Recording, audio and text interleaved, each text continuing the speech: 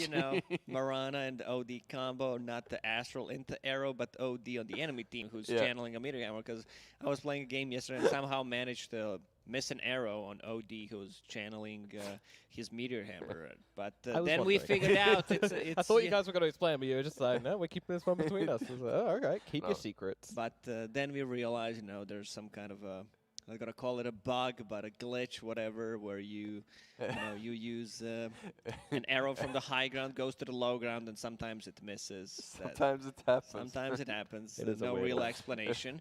So T1 goes with Enigma. Oh, They sorry. Go ahead. I'm not sure I love this way too much. Like, this Enigma is good for them. They have good black hole potential with the egg, right? A little bit of black hole and the sun, and the whole universe is going to collapse in their powerful team fight. However, this Enigma, so far on their side, didn't really look that great. It didn't. Was he the one building Necro 3 on Enigma? Yes, Necro 3 and then straight kooky. into Blink. And then not having a BKB, and then you can't not a black big fan hole, of that. So they just picked Tidehunter into Enigma, which is something that I don't like. Like, No. Tidehunter usually doesn't like to play into Enigma, into Chronosphere, into, like, Doom. So you can't crack on that off, but I guess they're not afraid, because they have a Wraith King, so he doesn't care too much about being black holed. It's not a great Tide overall game. You don't even know what you're playing against. You do get a good team fight with Disruptor and Tide, but also remember, you're playing into Sunray and Midnight Pulse. That Kraken Shell does not matter, you will just melt, and we have an Arc Ward in the first one. In a while, actually. In a while, yes. We have seen Arc Wardens before, and they have spent a lot of time on their high ground, chilling out, elongating the game. Yeah, it was played this morning, too.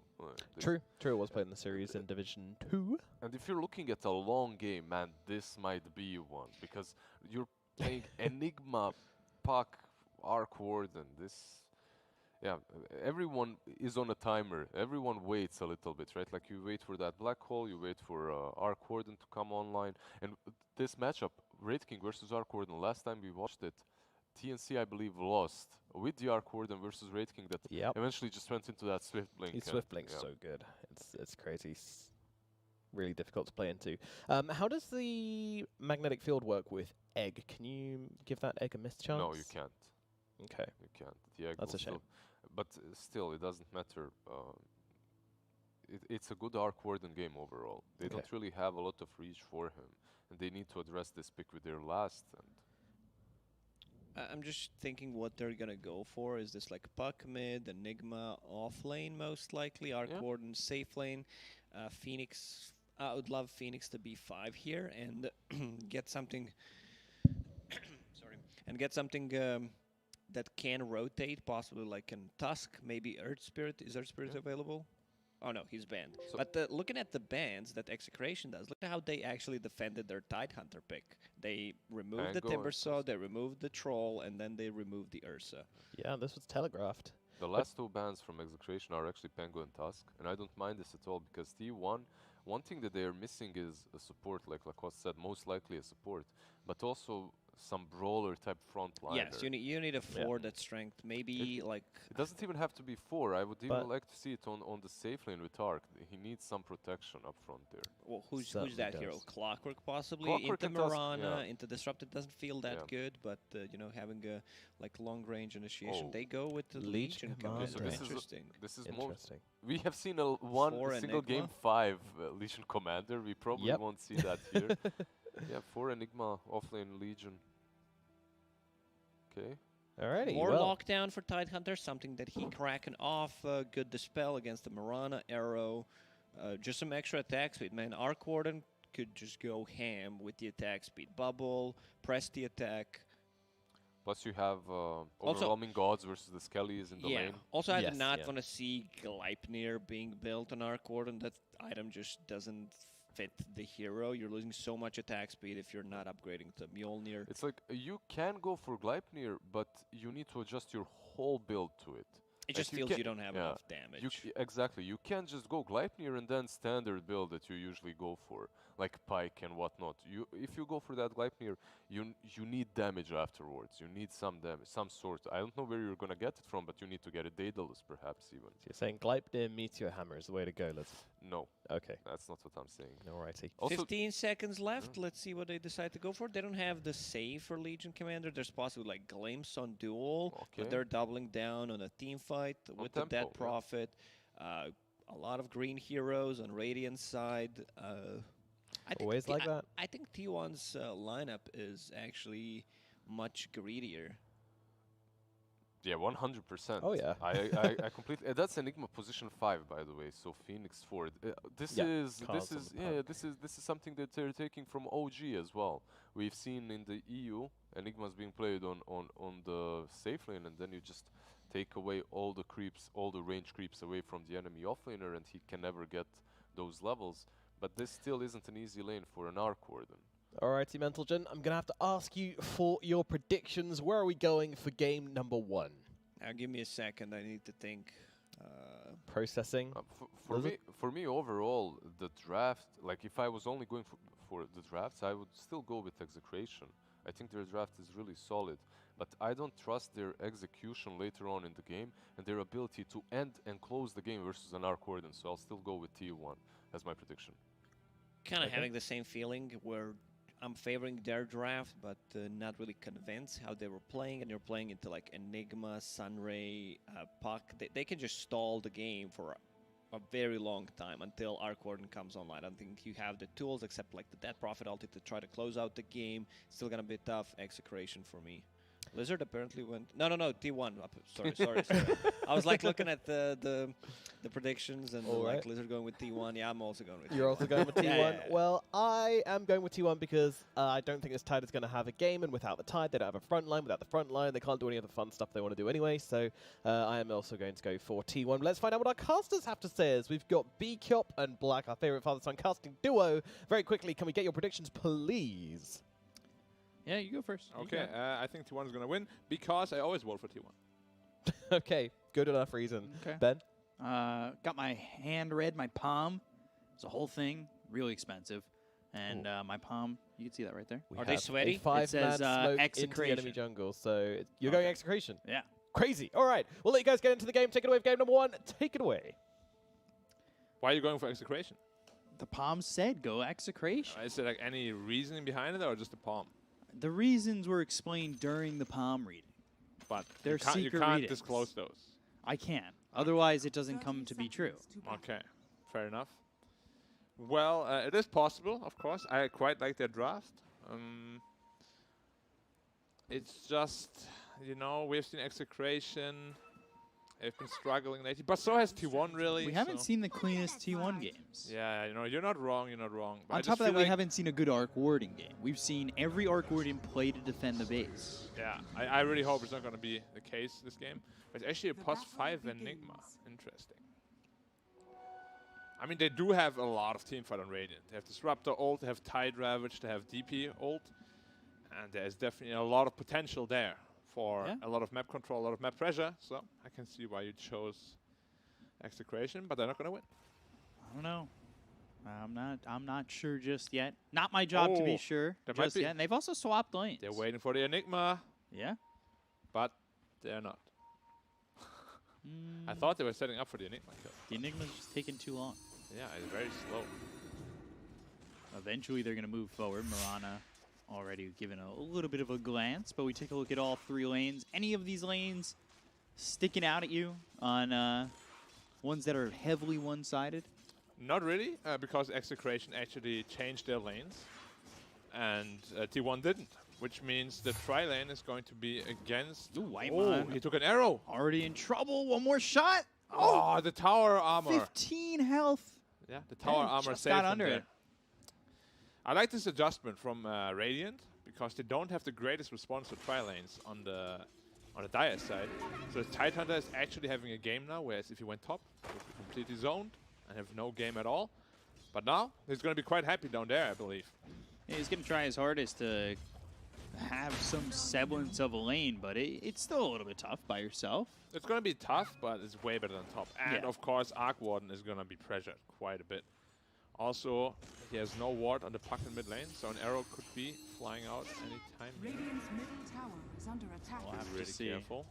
See if they Arrow can land more coming. arrows. It's coming Nope. through well off the mark. hard to really gauge where Puck's going to be. Yeah. at He also times. has phase shift. So, now Tide actually TPing top. Interesting. because Aqua yeah, defeat bottom, Cuckoo. okay. Yeah, they've made the rotation, so I believe T1 made the rotation first, which then should allow Execration to TP and counter that rotation. We'll have to see if they still want to try lane though. Oh, that was close. If that Gush connects, he's in big trouble. Managed to jog Fook. Juke in the fog. Jog Fook. It has to be a new term that we gotta use from now on. That's the name of the first song on our album. Jog Fook. Yeah. I like it. We're gonna put it together. Nobody will know what it means. Alright, so they're just gonna be dual laning here. I think that favors. Who does that favor? I think it's probably just gonna be an even farm lane. No one really has kill potential here. And this lane setup is a lot better for T1 though. Was that smart?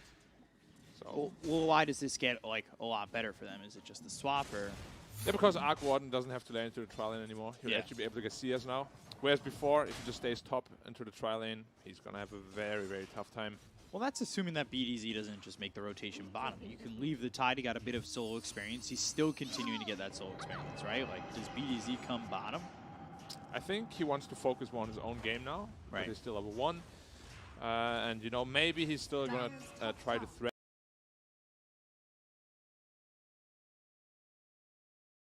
Middle.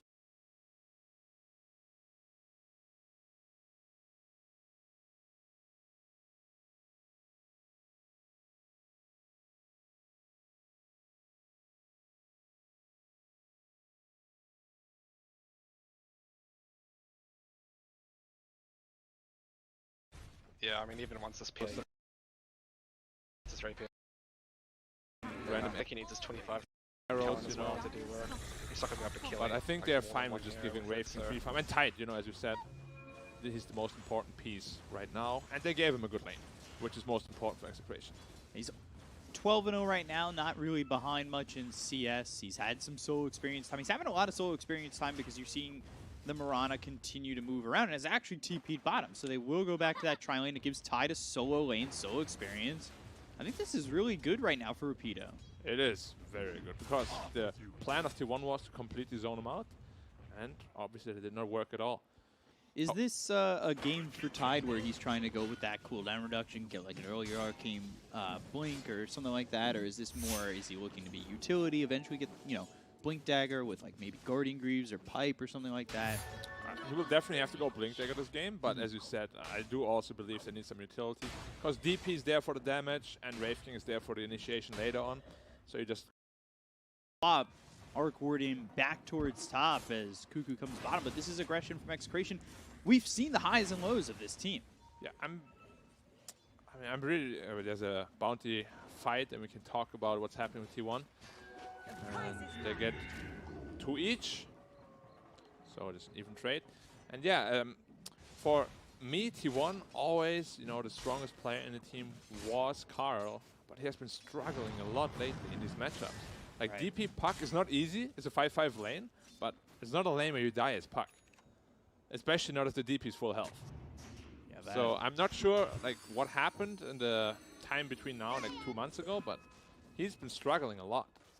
yeah, and that's a big mistake, as you know, it gives obviously the advantage over to the Death Prophet. And what we've seen from Death Prophets is you want to get that 6, you want to use Exorcism off cooldown to start, He's you know, running making top right the now. map smaller and smaller. And if you could do that to an Arc Warden, that's going to feel the best. You take the top tower, you take the mid tower.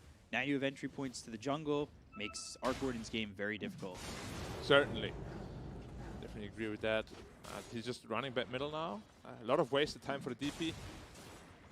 Yeah, running back towards middle, certainly not the way I thought Ken was going to go about that. It looked like they were definitely setting up to maybe use that Exorcism Up top, yeah. up top, yeah. But he didn't even have boots, so this overall was a pretty weird rotation. He also realized that. But of course, still half a minute wasted or so, giving Carl some good time to catch back up.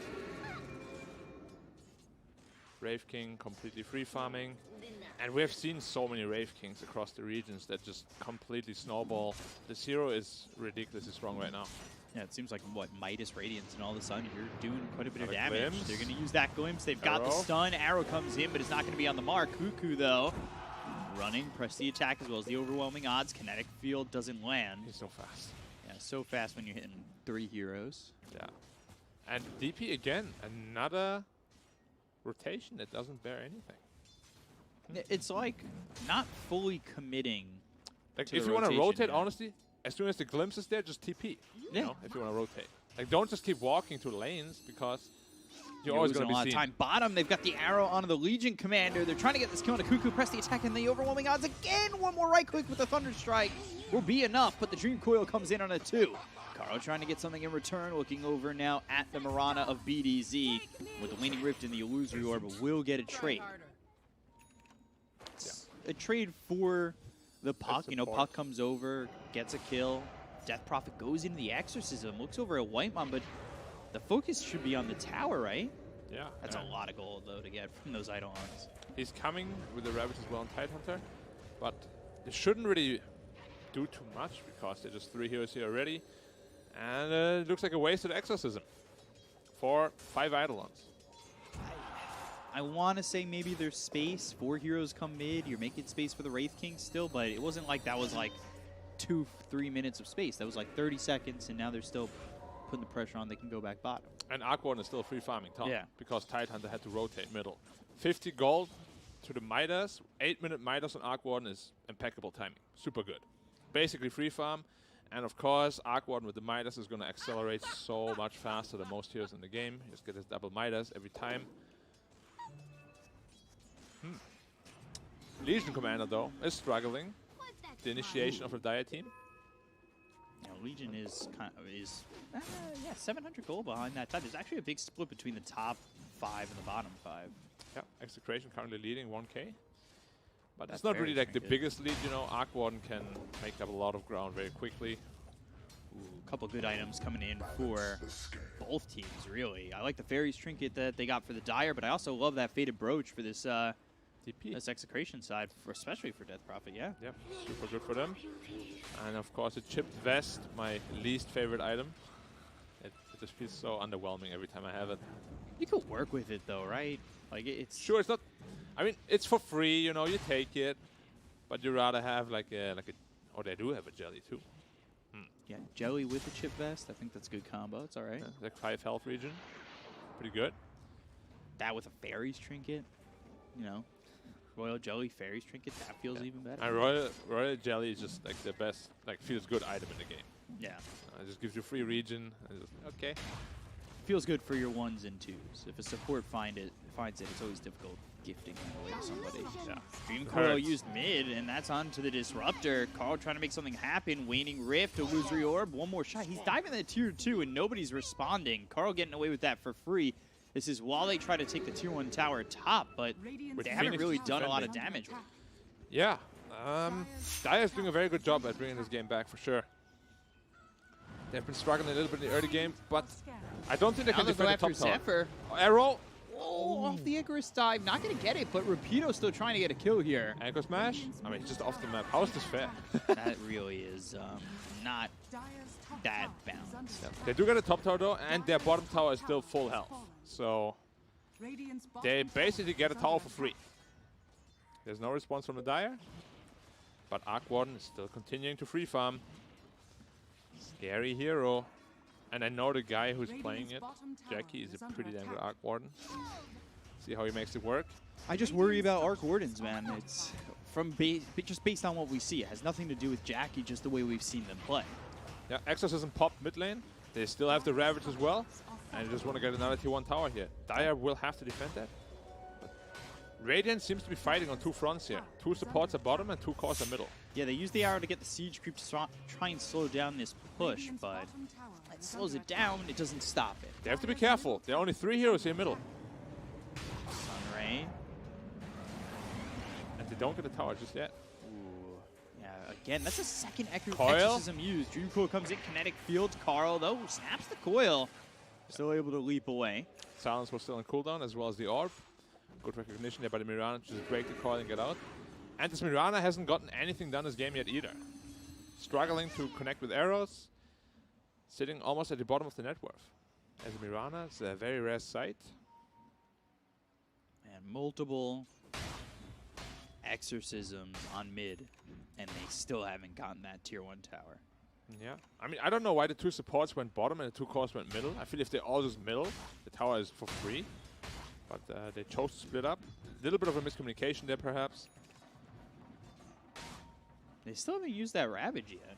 Yeah, I mean, they want to. It's just T1 is playing around it quite well. They have a haste. Maybe Rapido can get in a position to throw something out, but they're not working with Exorcism or anything like that, so it's still not the best move. Blink Dagger. As he goes right into a duel, and now Static Storm. All right. Glim. No. Close, close. Puck had no coil. Yeah. It's a hard kill without Puck coil, for sure. Oh, smoke up here. Coil up in 5. Glim's back. He Just should be fine, yeah. Puck has Blink Dagger now. They might be looking to go on the Wraith King here. Have to kill him twice, though.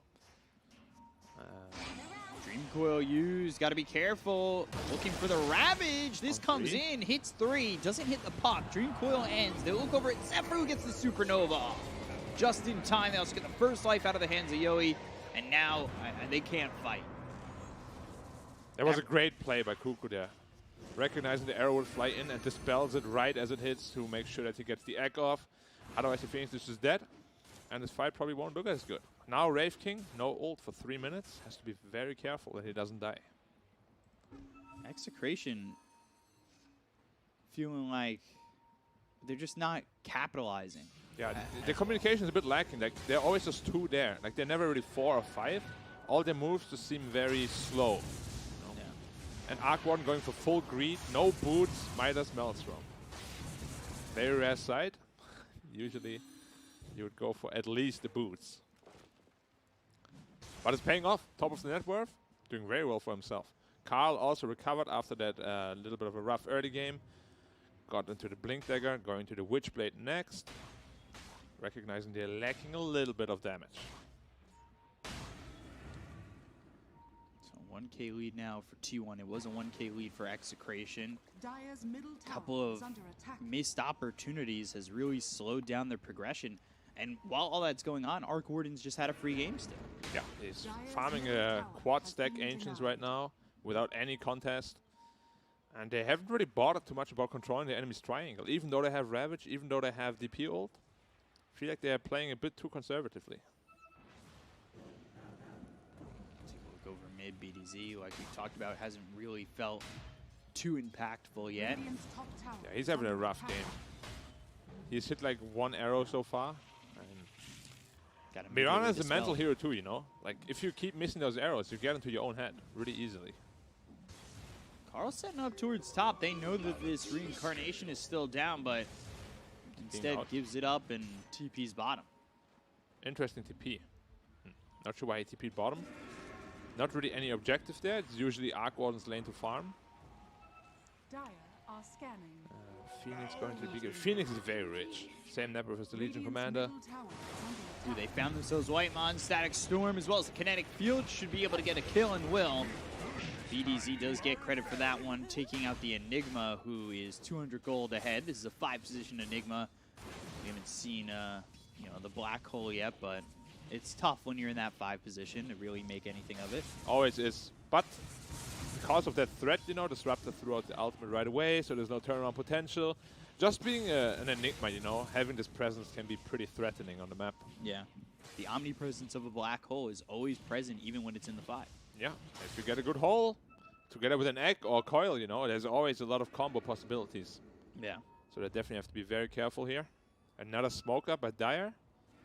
Legion, Puck, and Phoenix looking for a team fight here. They do have Exorcism and Ravage, though. Need to be very careful about what you're pushing into as they're starting to converge. Yoi, he's got 5 seconds till he has the reincarnation available. They'll pop the Exorcism. They go after the Legion Commander who's been silenced, but the arrow doesn't hit. Cuckoo in trouble all by himself. The rest of the team leaves him. Dire's top And they'll tower get the is kill under there on the attack. Legion, and immediately, this is to the tier 2. This is something that we really haven't seen much of in Execration, is getting and committing to these objectives. But now they have an opportunity to do so. Take the tier 2 if they can do that. They get themselves an outpost, but I don't expect T1 to just let this go. Yeah, Puck has a Silence onto Chain the Rune as Puck. well. Top tower is under attack. It's tough to get to the 2 tower. There's the Waning Rift, Illusory Orb, Sunray, Dream Coil. Miss. That comes through. That's onto the Tidehunter. Yeah. Standing in the Midnight Pulse. Ravage used, and now looking over at Whitemon. The arrow hits the Static Storm. That's on to 3. Cuckoo gets out of it, luckily. But now they look over at the puck. They've got the Starstorm coming down, and now, duel from quite a distance. That's onto the Death Prophet, and Carl helps out. They get the kill on a Rapido as well as Ken. That looked good for Execration for a moment, but well countered by T1 at the end. Yeah, I thought the right call is to just go into Roche Pit because they were right next to it. And diving into 2 tower against Arc Warden this farm this early on is a big problem. He TP'd in quite late, but he dealt a lot of damage on that Arc Warden. And it's just something you have to respect at this point, you know? This Roshan was very free for you. You decided to pressure top instead, and it kind of backfired. Now you're 4k behind.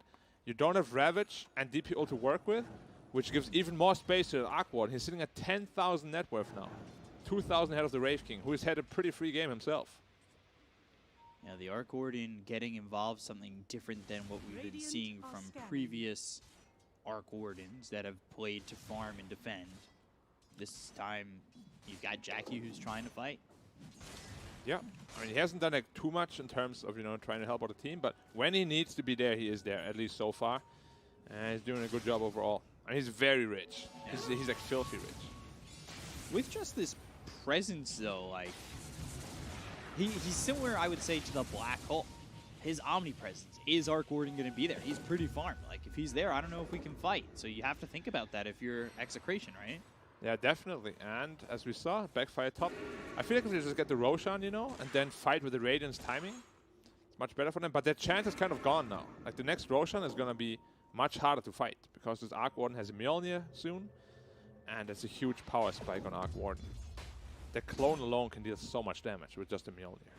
Yeah. Arrow.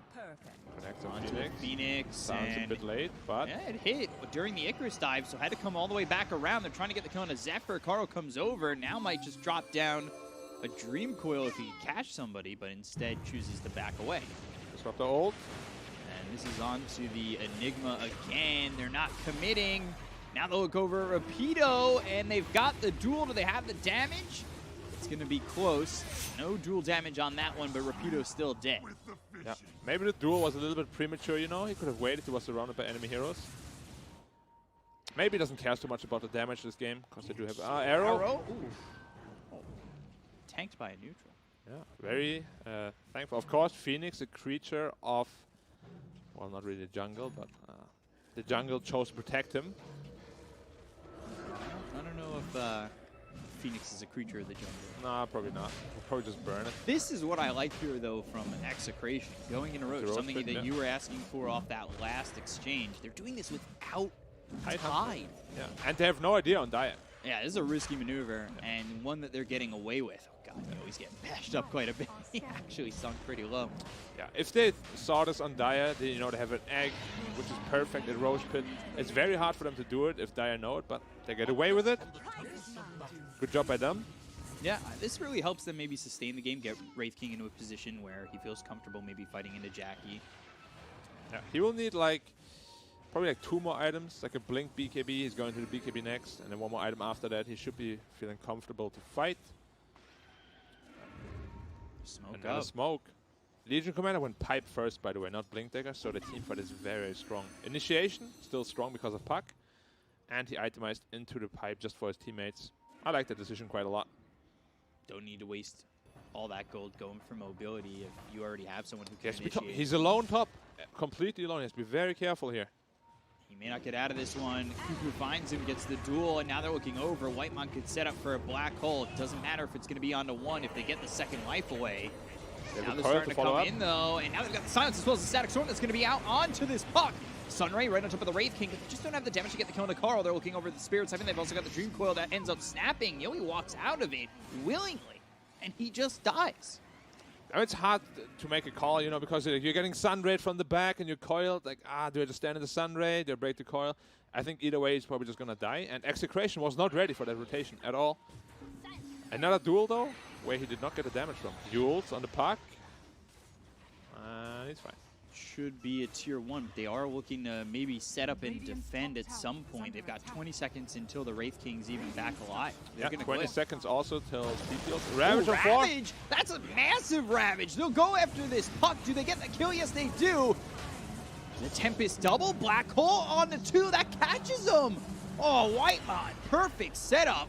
But it's only the first life away from the Death Prophet. Rapido on the run. He gets out. Ken all by himself now. RR trying to help out. They've got the silence on both this Arc Warden as well as the Enigma. The duel comes in onto the Wraith King. But, oh, glimpse back. Warden. This is a problem for Jackie. They'll catch him. They've got the Exorcism. And they'll take out Cuckoo. He was on a killing spree for just a split second as he took out BDZ. But traded immediately by Ken. That's a good return for Execration. Yeah, they did not expect this Ravage Blink at all. Like, literally entire team got caught. Dire's middle Puck tower died is instantly under because attack. Legion Commander couldn't Structures dispel it. are fortified. Very good initiation by Execration here, bringing the gold back by about 3,000.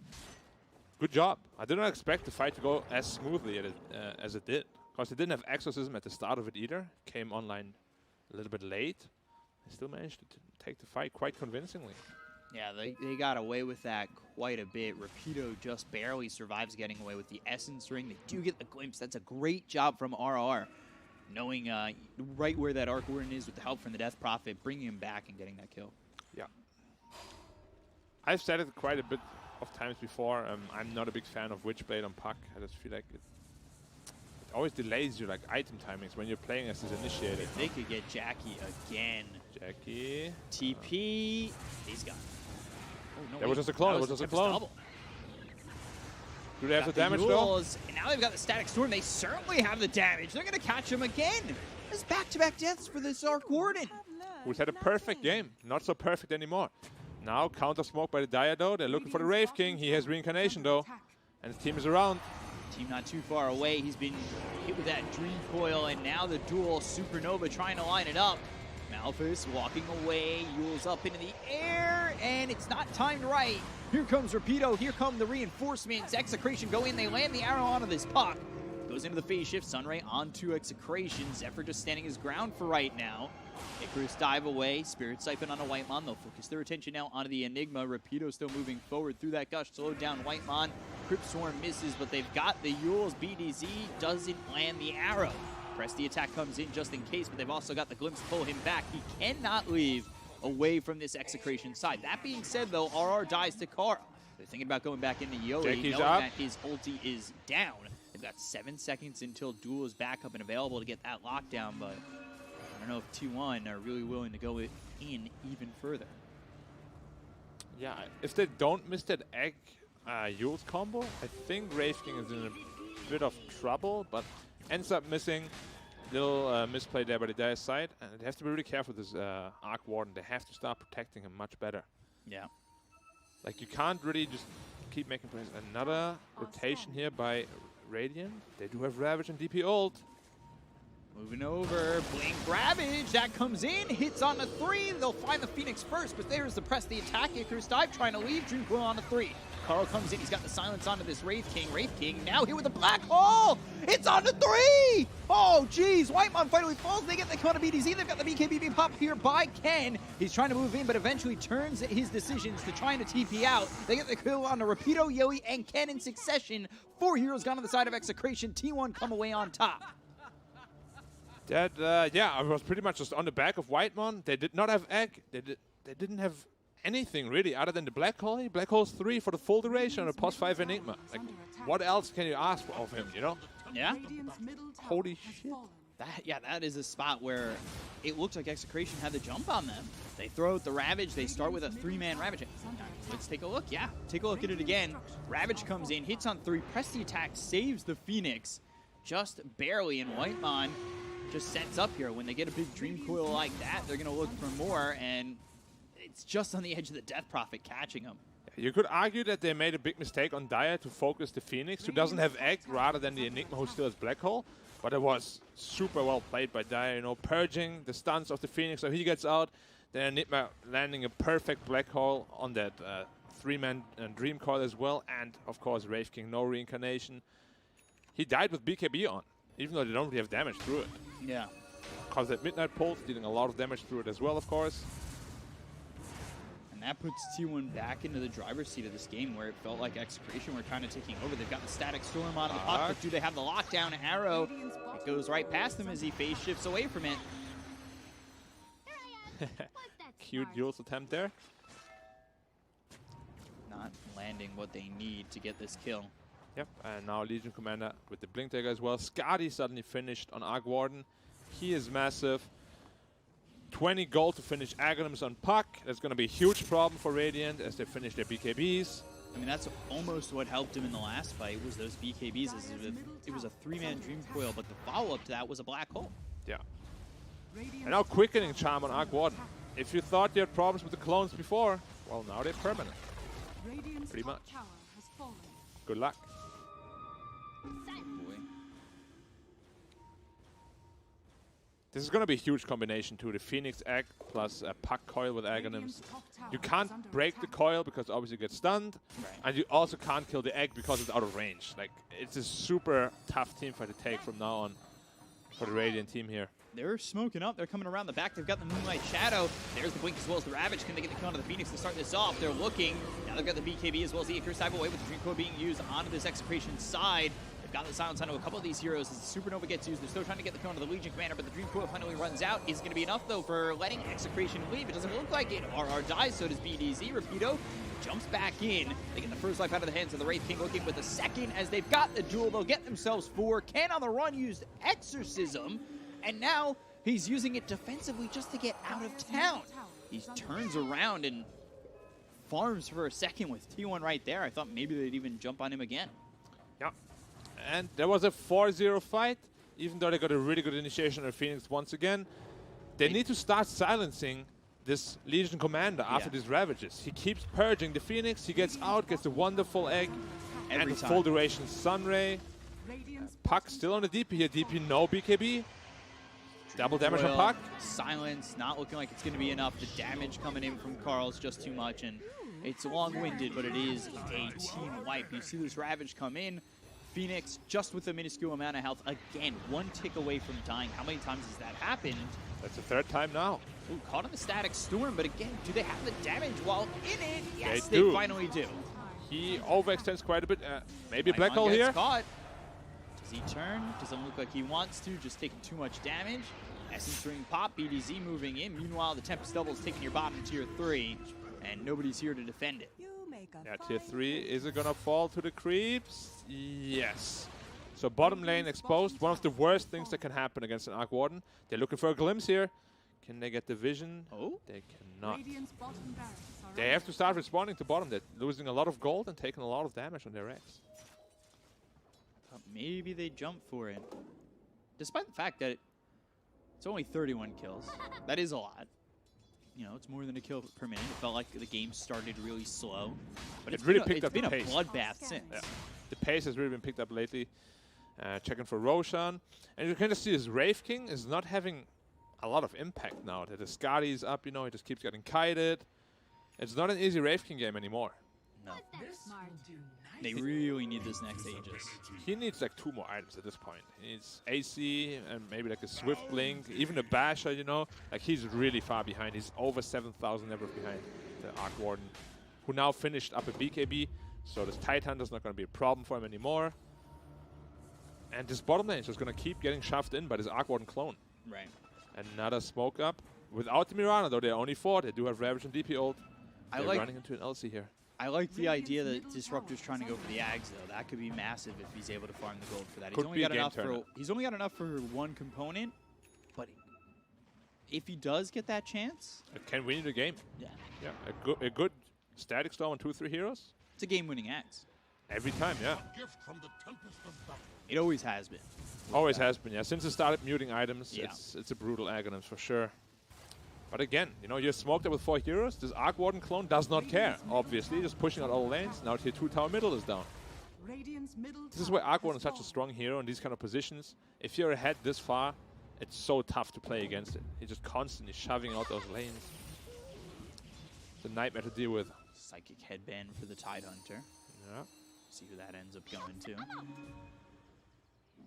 he's gonna try and clean up as he I believe, went off the AC and had a Blink Dagger queued up, but saving up that much gold, I'm not certain he 3K wants gold. to commit to that. Yeah, he is uncertain of what he needs. And honestly, I am too, because with that Blink Dagger, you can't really do too much. He's going for a Basher. Now that's like the, I feel like the least desired item. You know, at least AC has to tank up, Blink has to initiate, but Basher, what does that, like, you have no attack speed to use it. This Phoenix is so rich. Yeah, he has had this Philosopher's Stone for a good 14, 15 minutes now. He's had BKB for a while. Yeah, sure he he finishes went, Shiva's guard. Yeah, he went Tranquil's BKB. Yeah, and now Shiva's guard up. Makes it even tougher to fight into the Dire side.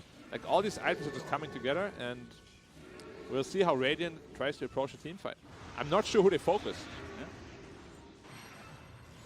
Using that bottom set of racks to Jackie.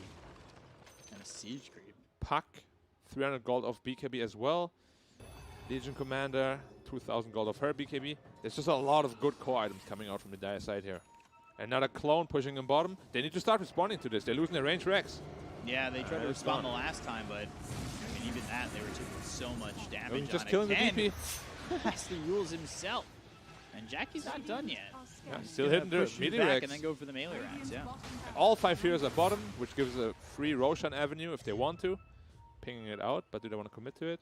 Do have Moonlight Shadow that could make the rotation to try and defend against this, and that's exactly what they're going to. But they're going onto the high ground. There is a Sentry Ward down. They'll look over at RR. They caught Vision for a second. Now they look in with the BKB being popped early by Zephyr, but they get the duel out on a Rapido. Oh, dear. They caught RR. They catch Rapido. Both are gone. They do have buyback. They popped Exorcism. They have to fight. They have to go in. Whitemon hit with the stun. They're trying to get the Black Hole out of their arsenal here on the side of T1. They're going to do exactly that. They look over at Jackie for the moment and don't have the damage just quite yet.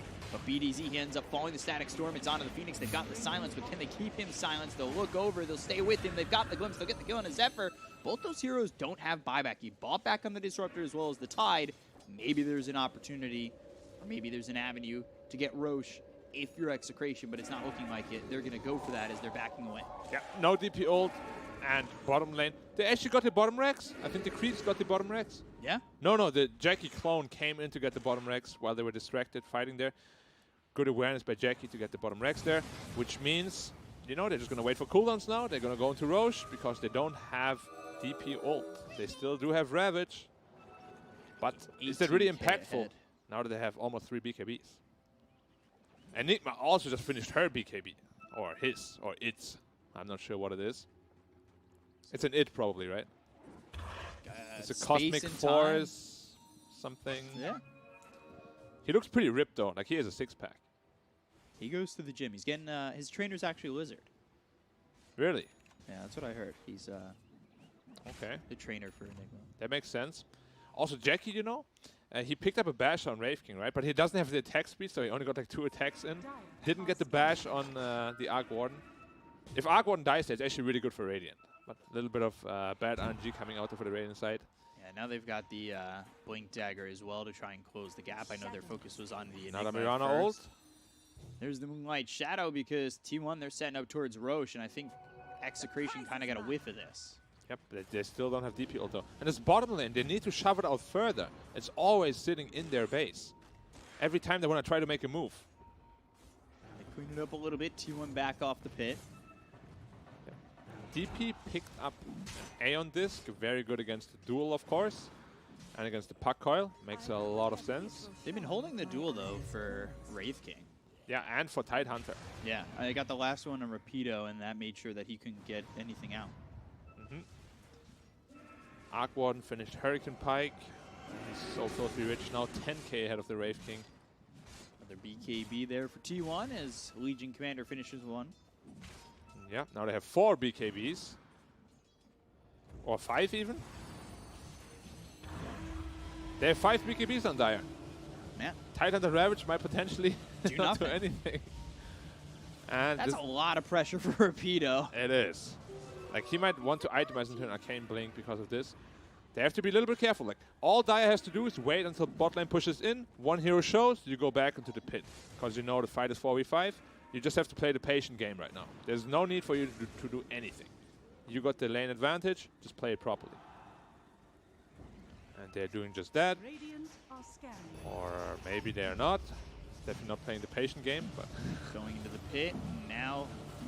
Arrow, he's gonna scout it out. Yeah, it Roshan's spots too it, low it's though. low. Can they get in on this? No. They won't. BKB expanded though. They'd been scouting it for so long, and now Execration, they come away empty-handed. And the bot lane is pushing in while they're being chased by the clone. There might be an avenue to initiate here on them. Okay. Point gun to the Tempest double. Meanwhile, Dire setting up bottom because at some point Execration are going to have to respond, and then from there T1 can just have the advantageous position of knowing where they have to respond and being there already. Yeah, now tier 4 items coming out. Dire's top We'll tower see if is under attack. T1 wants to farm them first before going high ground. Stun on the real Arc Warden. Shouldn't amount too much though. There's still LC in the background. They really want this Abyssal Blade. They could just get this lockdown. Or it was just a clone actually. I thought it was the real Arc Warden. My bad. But yeah, like you just see, the clone is pretty much there constantly. It's 5 seconds cooldown right now. Or rather, downtime, not And it's cooldown. so hard to just keep it occupied, keep it stunned when Legion's right there. And he's 2 levels from 25, which you get another 12 seconds on that clone. Then it's true and well perfect. I don't think the real Arc Warden has to push It's that just far permanent, forward. yeah. It's longer than permanent. Radiant's middle tower You'll has have it fallen. up pretty much every time. Not sure why they added the talent. Like I was like, yo, maybe we should nerf Arc Warden, and then suddenly he gets a +12 talent. I was okay. Not sure what happened there. Oh, Puck ult. Oh, not Puck ult, it's Raptor ult on the Puck, but he blinked out just in time. Radiant's middle barracks are Now under you don't have that at your disposal. Yeah, and the Static Storm is massive in these team fights. It's super important for sure. And this Arc Warden clone is just pushing single-handedly. Like they can't do anything about it. DP is cutting the mid wave right now. But it's so tough because bot lane is pushing in again. They don't need the mid wave to be there because the bot wave is there. So much pressure on Execration to make something work out for them, and it's so difficult. He's Bash, playing the okay. Arc Warden game. But Yui, Oh, he's taking a lot of damage. he's going to lose his first life here. 40 seconds cooldown. They're going to want to dive in on this. They've got the duel. They have the Supernova. The Ravage comes in, but the BKBs are out, so it doesn't matter. The Black Hole's there to confirm the kill on Yui. He'll buy back immediately. The Supernova goes off, but they've already used Ravage. They have no Static Storm. Exorcism's down. Dream Coil onto the Wraith King. Wraith King's taking a lot of damage, careful. and if he dies a second time, that's probably it And for he this just dies. game. And there he goes. Yui gone, Cuckoo dead. They're trying to fight with the Exorcism. They are getting some response from Ken, but eventually that BKB is going to run out, and so will that Aeon Disc, and there it is. So without this Wraith King for 100 seconds, the Death Prophet gets into the trees, Ken into a very decent spot to get away from that aggression, but T1, they don't have to leave. They can continue to go onto the high ground, they can continue to take the base, and now there's zero answer for Execration. Yeah, Arc Warden still sitting at full health, still sitting on an Aegis. Phoenix bought back as well. They just want to end this game. Probably just going to go through the top side. And Yui massively misplaying there. Like, he bought back without ult, dies once more. And, I mean, even if they manage to defend now, he has no game. He just has 0 net worth at this point. Yeah. And Rapido the Arc Warden 1v1 clone. against the clone, not exactly winning. Yep, it is never an easy fight. Radiant's Not a top Tempest tower double is up. under At least they found Spell Prism on DP. Ooh, so they Exorcism found the doesn't puck, body. they've got the Hex, but they missed the arrow. Do they have the damage? They have cheese. Oh, jeez. Fire Well, on 2. that's going to be really bad as they've got the Dream Coil down into both these heroes. There's a Static Storm as well as the Kinetic Field. Meanwhile, Top's pushing in, and Static Storm doesn't do anything to stop this puck, who continues to just be super elusive. Yeah. He's just playing with them, really. He's just taking their time up while they push out top. Yep. Still no Wraith King. DP all up in 15, though. Jackie has to be a little bit careful here. He doesn't overstay his welcome. His BKB is currently in the backpack, so he doesn't have a defensive tool. Arrow in on the Tempest double, Sunray. That's finally a good get amount it. of gold, for the DP at least. And, as always, the less objectives you have, the less you need to worry about them. Defending one side is not the hardest thing to do. It's like the, knowing where they're coming from. Yeah. Thanks for taking the rest of our base. We'll try to focus on one side. Yep. And no Spell Prism for the Arc Warden. Feels bad, man. That would have been brutal if he did get that. Penta-Edge Sword on the puck. It's going into a Nullifier on Arc Warden. I like it quite a bit because, of course, they have Yule Scepters as well as Aeon Discs. Right. They still do have the damage to blow up this Arc Warden. They have Blink Hex on the DP, but it's just so hard, you know. Like, you need to initiate on the Legion while you initiate on the Arc Warden. There's like so many things you need to do. There's going to be an egg to worry about and the puck coil. This Dire draft is really simple to play from this point on. And that buyback really, it slows down the Abyssal Blade, that extra control that maybe the Radiant would have had to get these kills, potentially onto maybe, say, the Arc Warden. So, yep, really tough for Execration to really find their opening. Spell Prism for the Death Prophet going into the Arcane Blink. This could be a moment for Ken. Now we have seen DP, you know, he's very strong, level 25, the +8 Spirits talent, putting him at 32, I believe. 32 Spirits, and each of them hit for 50. That's a lot of damage potential coming out. Especially if a target is like gushed, you know, or just stationary stun from Ravage. They die in seconds, no matter how farmed they are. BKBs aren't even at 5 seconds for most of these heroes. They're actually kind of high for everybody but the Phoenix. Yeah, and you can just see T1. Every time there's a team fight, they're not even giving Tide a chance to Ravage, you know? They just 5-man preemptively BKB and kill the target they want to kill. And Tide can just sit there and do nothing about it. And Clone pushing the top again. Arc Warden level 25 now. So he has that Tempest duration talent. And now you can just see the uptime is permanent. 38 seconds duration, 31 seconds cooldown. Okay. Tide going to try and fight this. Spirit Siphon, Crypt Swarms. Okay. Get them 300 gold on the Death Prophet, who's working. And the next one's coming in already. Working on that buyback now that you've got the Arcane Blink. 2,000 gold away from it for the Death Prophet. The thing is, this will never stop, you know? This Arc Warden clone will always be top now. Yeah. And it will keep hitting you. You need to be able to wrap around and find a response to it, because your Rex are falling, slowly but surely. This is the Arc Warden game. They need to do nothing else. There's the Waning Rift. Tide. Loser Orb, Rapido now hit with the Dream Coil. That's going to be down. They haven't jumped on it just yet, but there is the Icarus dive. Tide, coming taking a lot of damage. Tide. Bloodthorn, he's dead. Oh! Guardian Greaves, Loser Orb. Maybe I spoke too soon. And But no, Rapido still falls. He does have buyback. He does. No BKB on puck now. Used. Oh, Enigma finished up his Blink Dagger. Blink BKB could potentially turn this entire game. Well, not turn, but seal the deal, rather. Wrapping around Execration. There's the Blink as well as the Exorcism coming through with the Arcane Blink being used, but there's the Black Hole. On the Tide. Comes in onto the Tide Hunter, who just bought back. Can he get a Ravage off? Yes, he can. Is it going to matter, though? It doesn't look like it. Static Storm is down as well as the Kinetic Field. They're going to blink in as well as getting the duel onto the Death Prophet. They're getting the kill here on the Ken. They'll take out the Death Prophet. This is looking like that is the end of game one.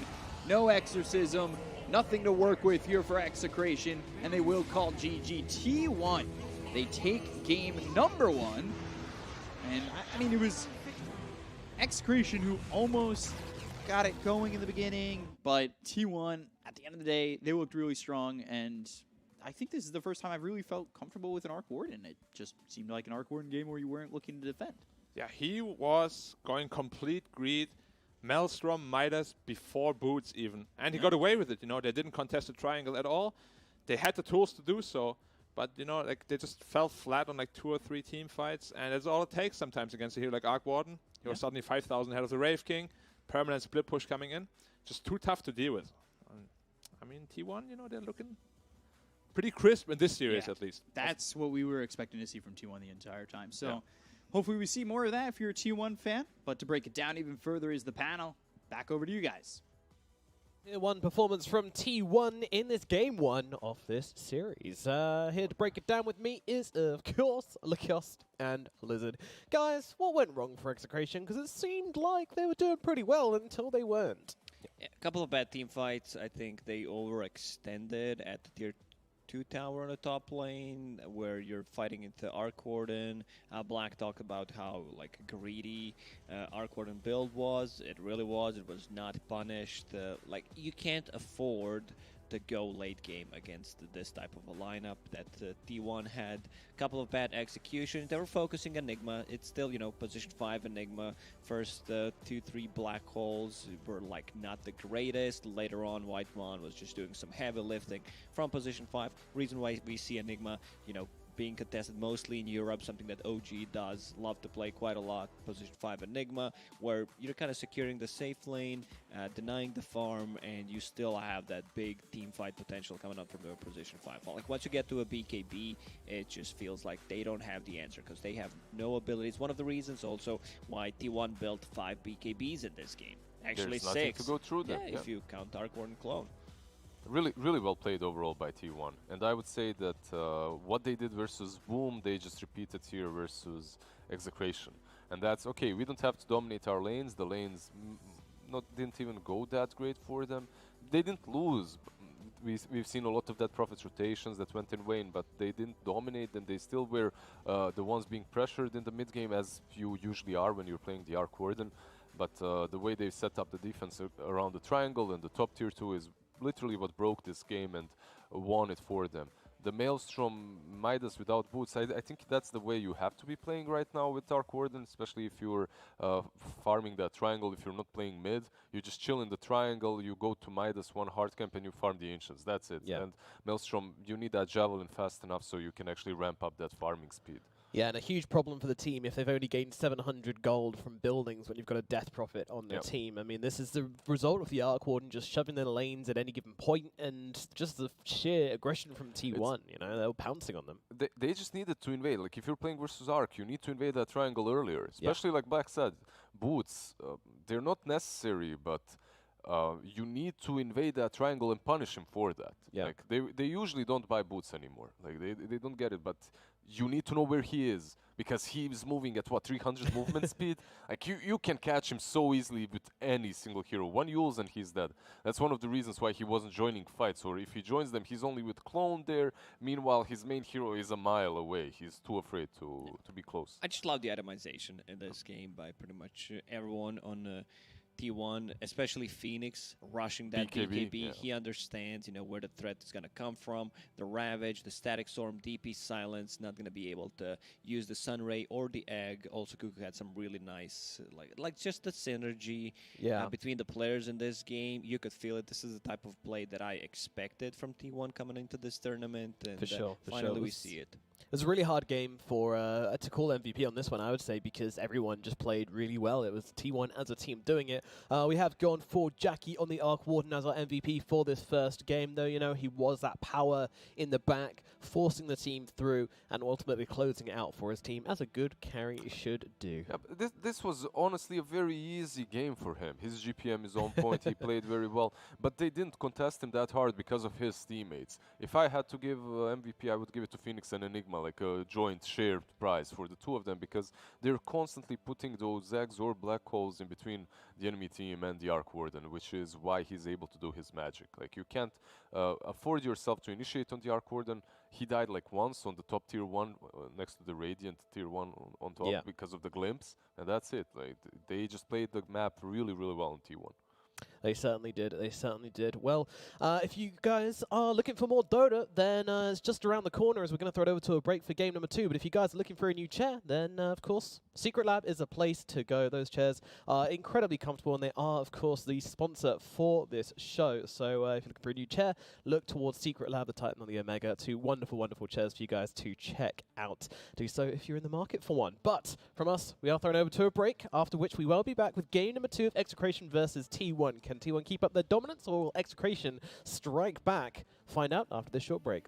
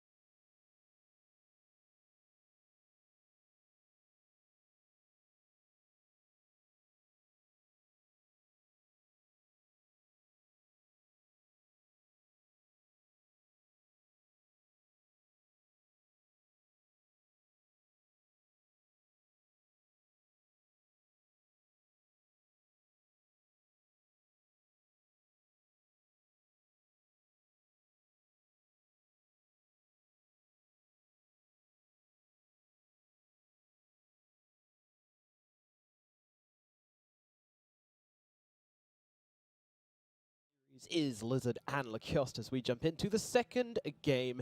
Game number 1 saw T1 put in a pretty good performance, drive it home with their arc warden, and a lot of team fight coming in. Are we expecting a similar thing from the draft in game number 2, just focusing on that team fight? I wouldn't mind seeing something similar from T1. I think this is where they shine the most when they play this lineup that's pretty much 4 Protect 1, in which Jackie has enough space to farm up, because their laning stage so far throughout this tournament hasn't been stellar, but their knowledge of the game and the strategical approach usually does get them that W in the end. If they protect the triangle, the high ground, if they have the true win condition in the game, they take it away. Yeah, and I think what it came down to as well was there was no reluctance in using the black holes or the supernova, which was a huge difference to when we saw Cuckoo playing the Enigma previously. You know, he struggled a little bit, but with Whitemon on the Enigma, they just didn't really care. They were just like, hey, yeah, we'll drop a This is a 5. It's a different position. You have offlane Enigma that you kind of want to get something else out of the hero, you know, a bit more tower push, a bit more pressure on the enemy side of the map. Like you killed that tier 1 safe lane tower, you put some pressure on the tier 2 tower, control the jungle, get those Necrobook units up. So kind of a different game from position 5. You know your job. You know, I use that Midnight Pulse inside the coil, deal the damage. If I get the black hole, like for the first 20 minutes, it's good. If I don't, it's still fine. I'm playing a position 5. When you play of offlane Enigma, then like you need to do big things. That's the difference. Yeah. That didn't quite happen for T1 in the previous games Enigma, but this time they've definitely found their placement for it, or at least proving they can flex it, which is always valuable when you're trying to draft a hero. Let's take a look at the winning timings for these two teams in a head-to-head matchup over this graph, so you can see over time, this is when they are able to close out games, and wow, apparently at 30 minutes, T1 be winning, huh? 100% win rate at 30 minutes. Yeah. And later on in the game, I mean, Execration, they've had some super late game victories, but T1, both of them struggle in the really early game, actually. It's the Execration drafts, if you remember, versus TNC. I think this is where it's skewed the most. It's not even only against TNC, I believe. Both TNC games and the game versus Vice, they played with a Medusa, and that's pretty much what allows them to win the late game, but usually you don't close games too fast with her, so that's why you see the graphs this way. Yeah, and both of them having dropped games very early on as well, proving that, you know, they're not these hyper-aggressive teams which we see from the likes of TNC or Neon, for example. These guys played a little slower. They also had a couple of long games with Phantom Assassin, buying Divine Rapiers, losing those. Like, it was just not a PA day that day. Every single game, 3 games lost. She lost all of them. What kind of game do we want to see from Execration then here in game number 2? Because obviously game number 1, they went down this route of trying to, you know, I wouldn't say mix things up. You know, it's a pretty basic draft with just these tanky frontliners, but it all didn't seem to quite click for them. Besides the Medusa win, they had one win with the Bristleback as well, the Kotl Bristle Storm lineup, in which Storm did a lot. Maybe something like that can go their way, because so far every single team has banned out that Medusa and Bat versus them, and it feels like you need to, because these are just their comfort heroes. They know how to play with them, and you want to, you know, throw them out of their comfort zone for sure. So we don't think we're going to be seeing a return of Cowboy Ken on the Batrider? Sadly, most likely not. T1 banned out Medusa and the Bat in the first game. I'd be surprised if they did anything differently, because these teams, they realize in what grave danger they are when it comes to their major slots. Yeah. And you don't want to mess with it. If they're so good at 1 or 2 strategies, just ban out those strategies. That's the easiest way to approach it. Sometimes it can be good to, you know, try and break a team in the group stage where you take away one of their heroes, which they rely on a lot, by beating it, and then you don't have to ban it anymore. But considering they're only going to be playing 1 best-of-3 against each other, there's no reason for that at all. If you're secret and you want to win the tournament, then you want to break everyone, right? And then you're thinking, okay, let's break them now, let's destroy the strategy, let's figure out a way. But if you're a team that just wants to get to the tournament itself, you know, if you're the one that just wants to qualify, if nothing else, at least. Well, they just left. Just ban that out. Batrider in the poll. They banned out Nyx Assassin, so they might get it for themselves. Every single time I see Puck in this patch, I'm like, just get Shadow Shaman. If he's available, pick this hero. Instant lockdown against the Puck. But they banned out Nyx. Maybe they thought Execration will not pick it up, and just Batrider feels very, very strong in this patch. Doesn't have many bad matchups. Scales really well. Like the itemization kind of changed over time. Like rushing that BKB most of the time into Blink and new Octarine build up is just so good. Oh, Let's see what he's eating. Oh, it's not. It's something different. It's chocolate. Is it chocolate? I It think looked like it it looked like it was hot because he was like, you know, wilding his mouth. It wasn't. It was a little bit difficult for him to chew that, but yeah, it could be chocolate. Usually he eats breadsticks. Yeah. He's always so Always so cheerful. exactly and always hungry. It needs to feed. That energy has to come from somewhere. So. He's got to feed that big brain of his. Yeah. Yeah.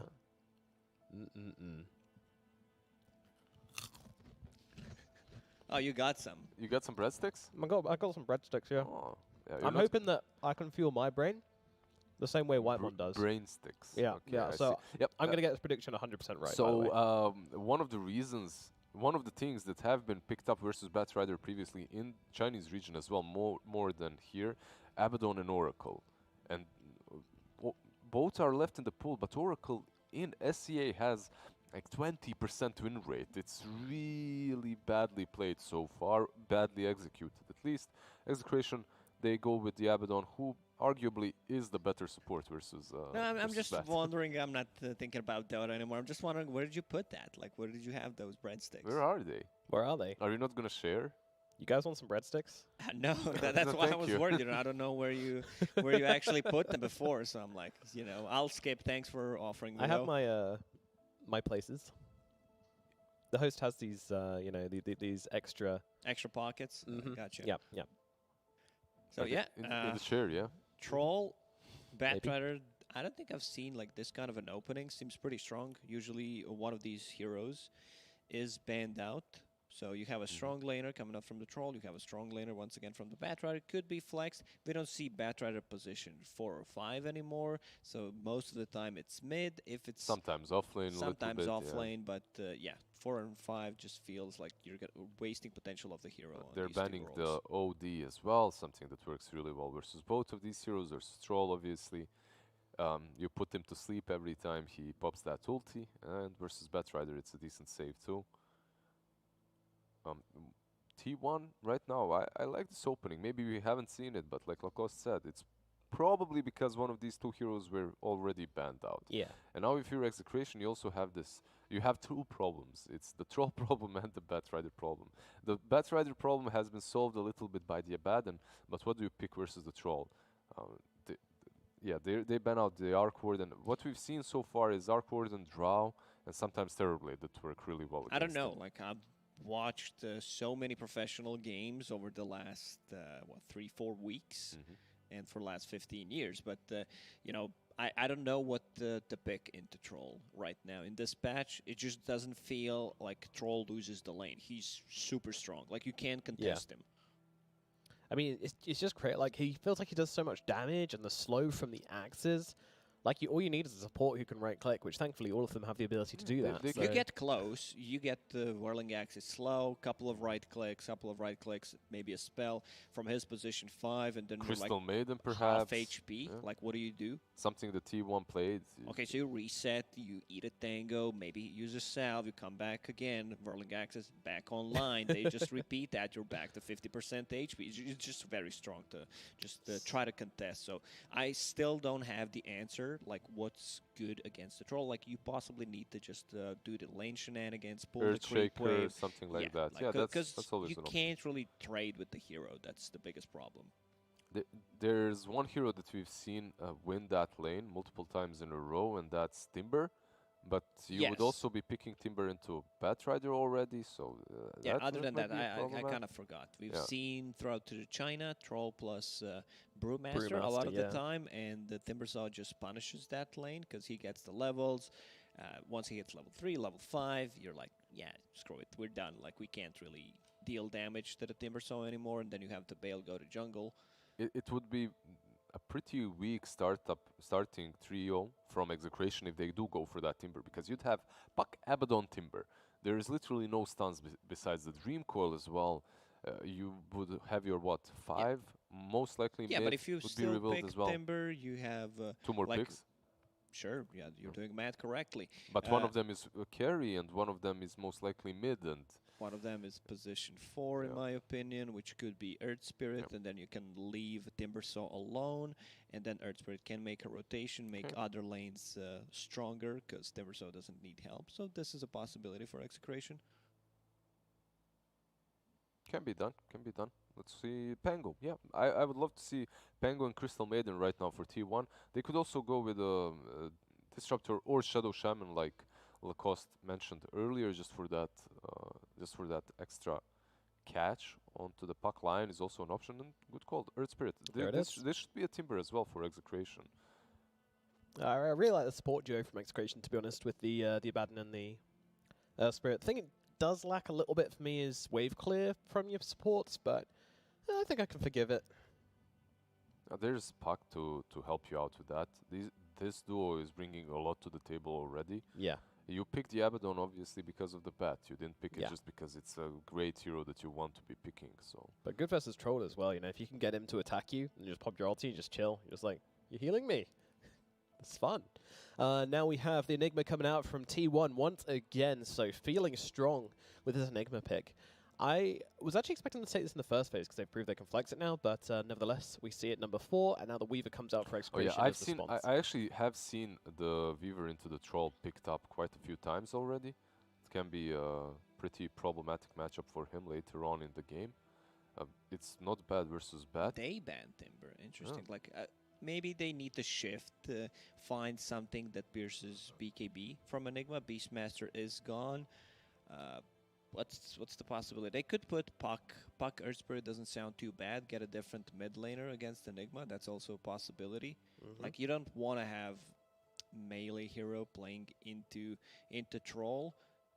I'm just wondering what the T1 is doing. Is that again? It looks like it's Position a position 5, 5 yeah. Enigma once again. Most likely is, yeah. The Pango that they did play before was usually played by Zephyr. So position 4 Pango, 5 Enigma, and we're waiting for the offlane from T1. But you can see that Execration, they're also just thinking about it because they ban out the Timber, and then they ban out the Dead Prophet as well. So they're not quite certain if T1 will round this up with an offlaner or a mid laner. What I would like from Execration is something to deal with this eventual BKB Enigma. It is a position 5, but still, it can be very problematic for you later on in the game. Now, what is there? Like, I'm just trying to think Silencer, of a hero. Wyvern, these heroes. Like, Silencer just doesn't feel great at the moment. The hero can be... actually, it's strange how strong he can be if he's played as a core with the new shard, when your glaives bounce and the Witchblade, but yeah, we haven't really seen it. I've seen 1 or 2 maybe core game Silencer in other regions. Yeah, we sometimes see Silencer popping off on a mid lane against like a Storm, something that Iceberg likes to play. They ban out Queen of Pain. So yeah, this says we're playing Batrider on a mid lane. And let's see what Execration will pick.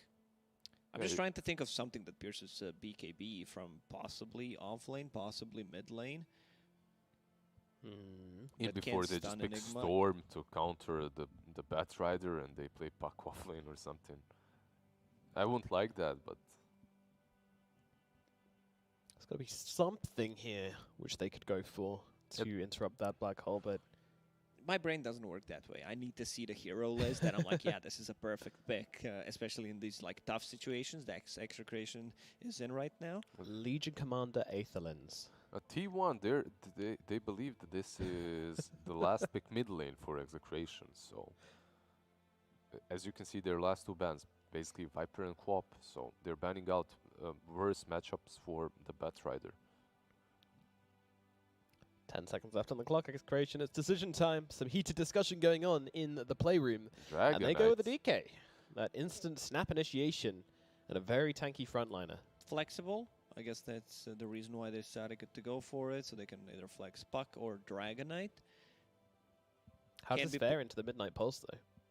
Not good, but you know, it's like you can't just think about oh no, this one spell counters me, I'm not gonna pick a hero. Yeah, They're thinking about running out their draft nicely because they don't have the last pick, so they get Dragonite, who can be offlane, can be mid, can and be safe lane, can be anywhere, right? yeah, exactly. So they can do a lot of stuff, a lot of flexibility from Execration. They could put the Weaver on the off lane. They could put Weaver on a mid, possibly, if it's needed.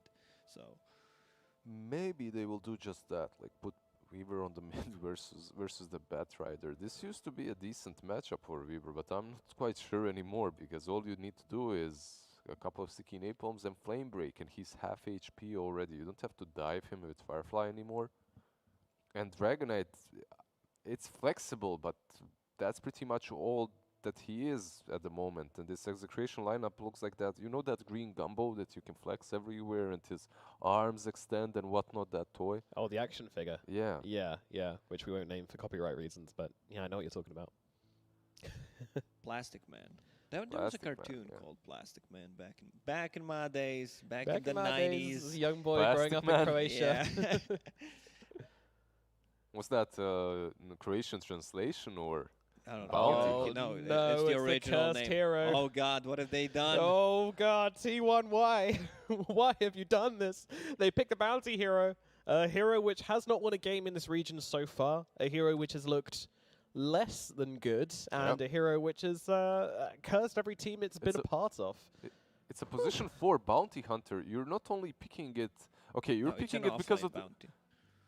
Okay, it is an offlane bounty, yeah. But you're picking this offlane bounty into the Weaver because of the track, but you're also picking it into Abaddon. So there's a photic shield always to clear those tracks. It can be a little bit problematic for him. The lane itself shouldn't be that difficult. Pango and Bounty, that Shuriken toss can really mess up Yowi's Weaver, but he has Abaddon to heal him all the time, to shield him all the time. I'm sorry that to lane, ask this that of you. lane shouldn't go well for T1. Like you're playing 2 melees into Weaver into Abaddon, so this Weaver has like a long lane to work with. So this should be a win for Execration, the lane win. I'm Yep. What's your prediction, I'm Lacoste? debating Give me production. Give it me straight. Do you want me to go first? No, I'll go. Alright. No BKB answer for Enigma, which Enigma will eventually get to, and yeah, like Batrider should have a decent time. It's hard to get a good read on Bounty Hunter, like how much you can get from the hero. Like a couple of bad fights, they just snowball out of control. I'll go with T1 once again. Listen.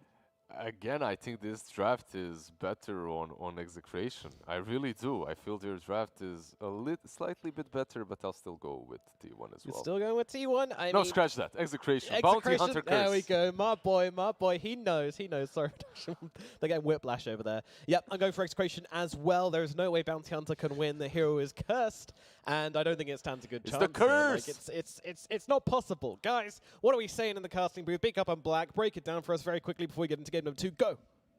All right, well, curses are meant to be broken. I talked to a shaman about how to break curses. It's by just believing, and I believe that this bounty hunter is going to win. Alrighty, Black. Believe is what can change this world. Yeah. So T1. Alrighty, that's going to be 3 for T1, 2 for Execration. Big up on Black. Take it away for game number 2. Taking it away. Taking it away in a game 2. All right, so what do you think this bounty can do this game? I mean, hopefully something better than what we've seen from bounty Bad hunters Rider's in in the trouble past. here. Easy flame break, but now that's But you not still gonna be flame enough. break. I mean, you get away, but you still flame break. Which is not the worst. It's pretty bad, but it's not the worst. It's actually pretty bad. yeah. But could you have gotten away if you skilled Napalm's the question? Possibly. Maybe not. The battle begins. You know, chooses to play it very safe. And now he doesn't have Napalm, which is like the Bad Rider ability. Like, that's what you associate Bad Rider with, you know? You don't care about Flame Break. But do Is bats ever take like flame break 2? Yeah, that's All fine. right, that's fine, right? Yeah. So you're not too. No, it's just the first wave, you know, is where one denies you level 2, and you only have like 48 base damage, so.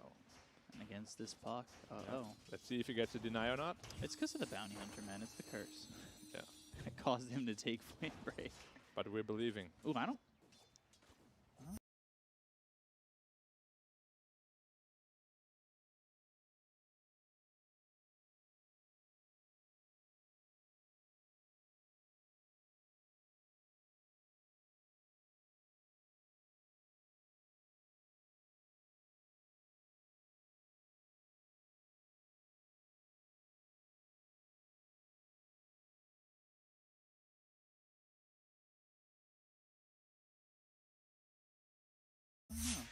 trying to see. Does he get the deny? We've seen it in What is a bunch of roles, what is right? a mini rongodons? I don't know. I try not to say things I don't know the meaning of, just so I don't get In trouble? in trouble. No, this is usually for the best. I'm not quite as smart.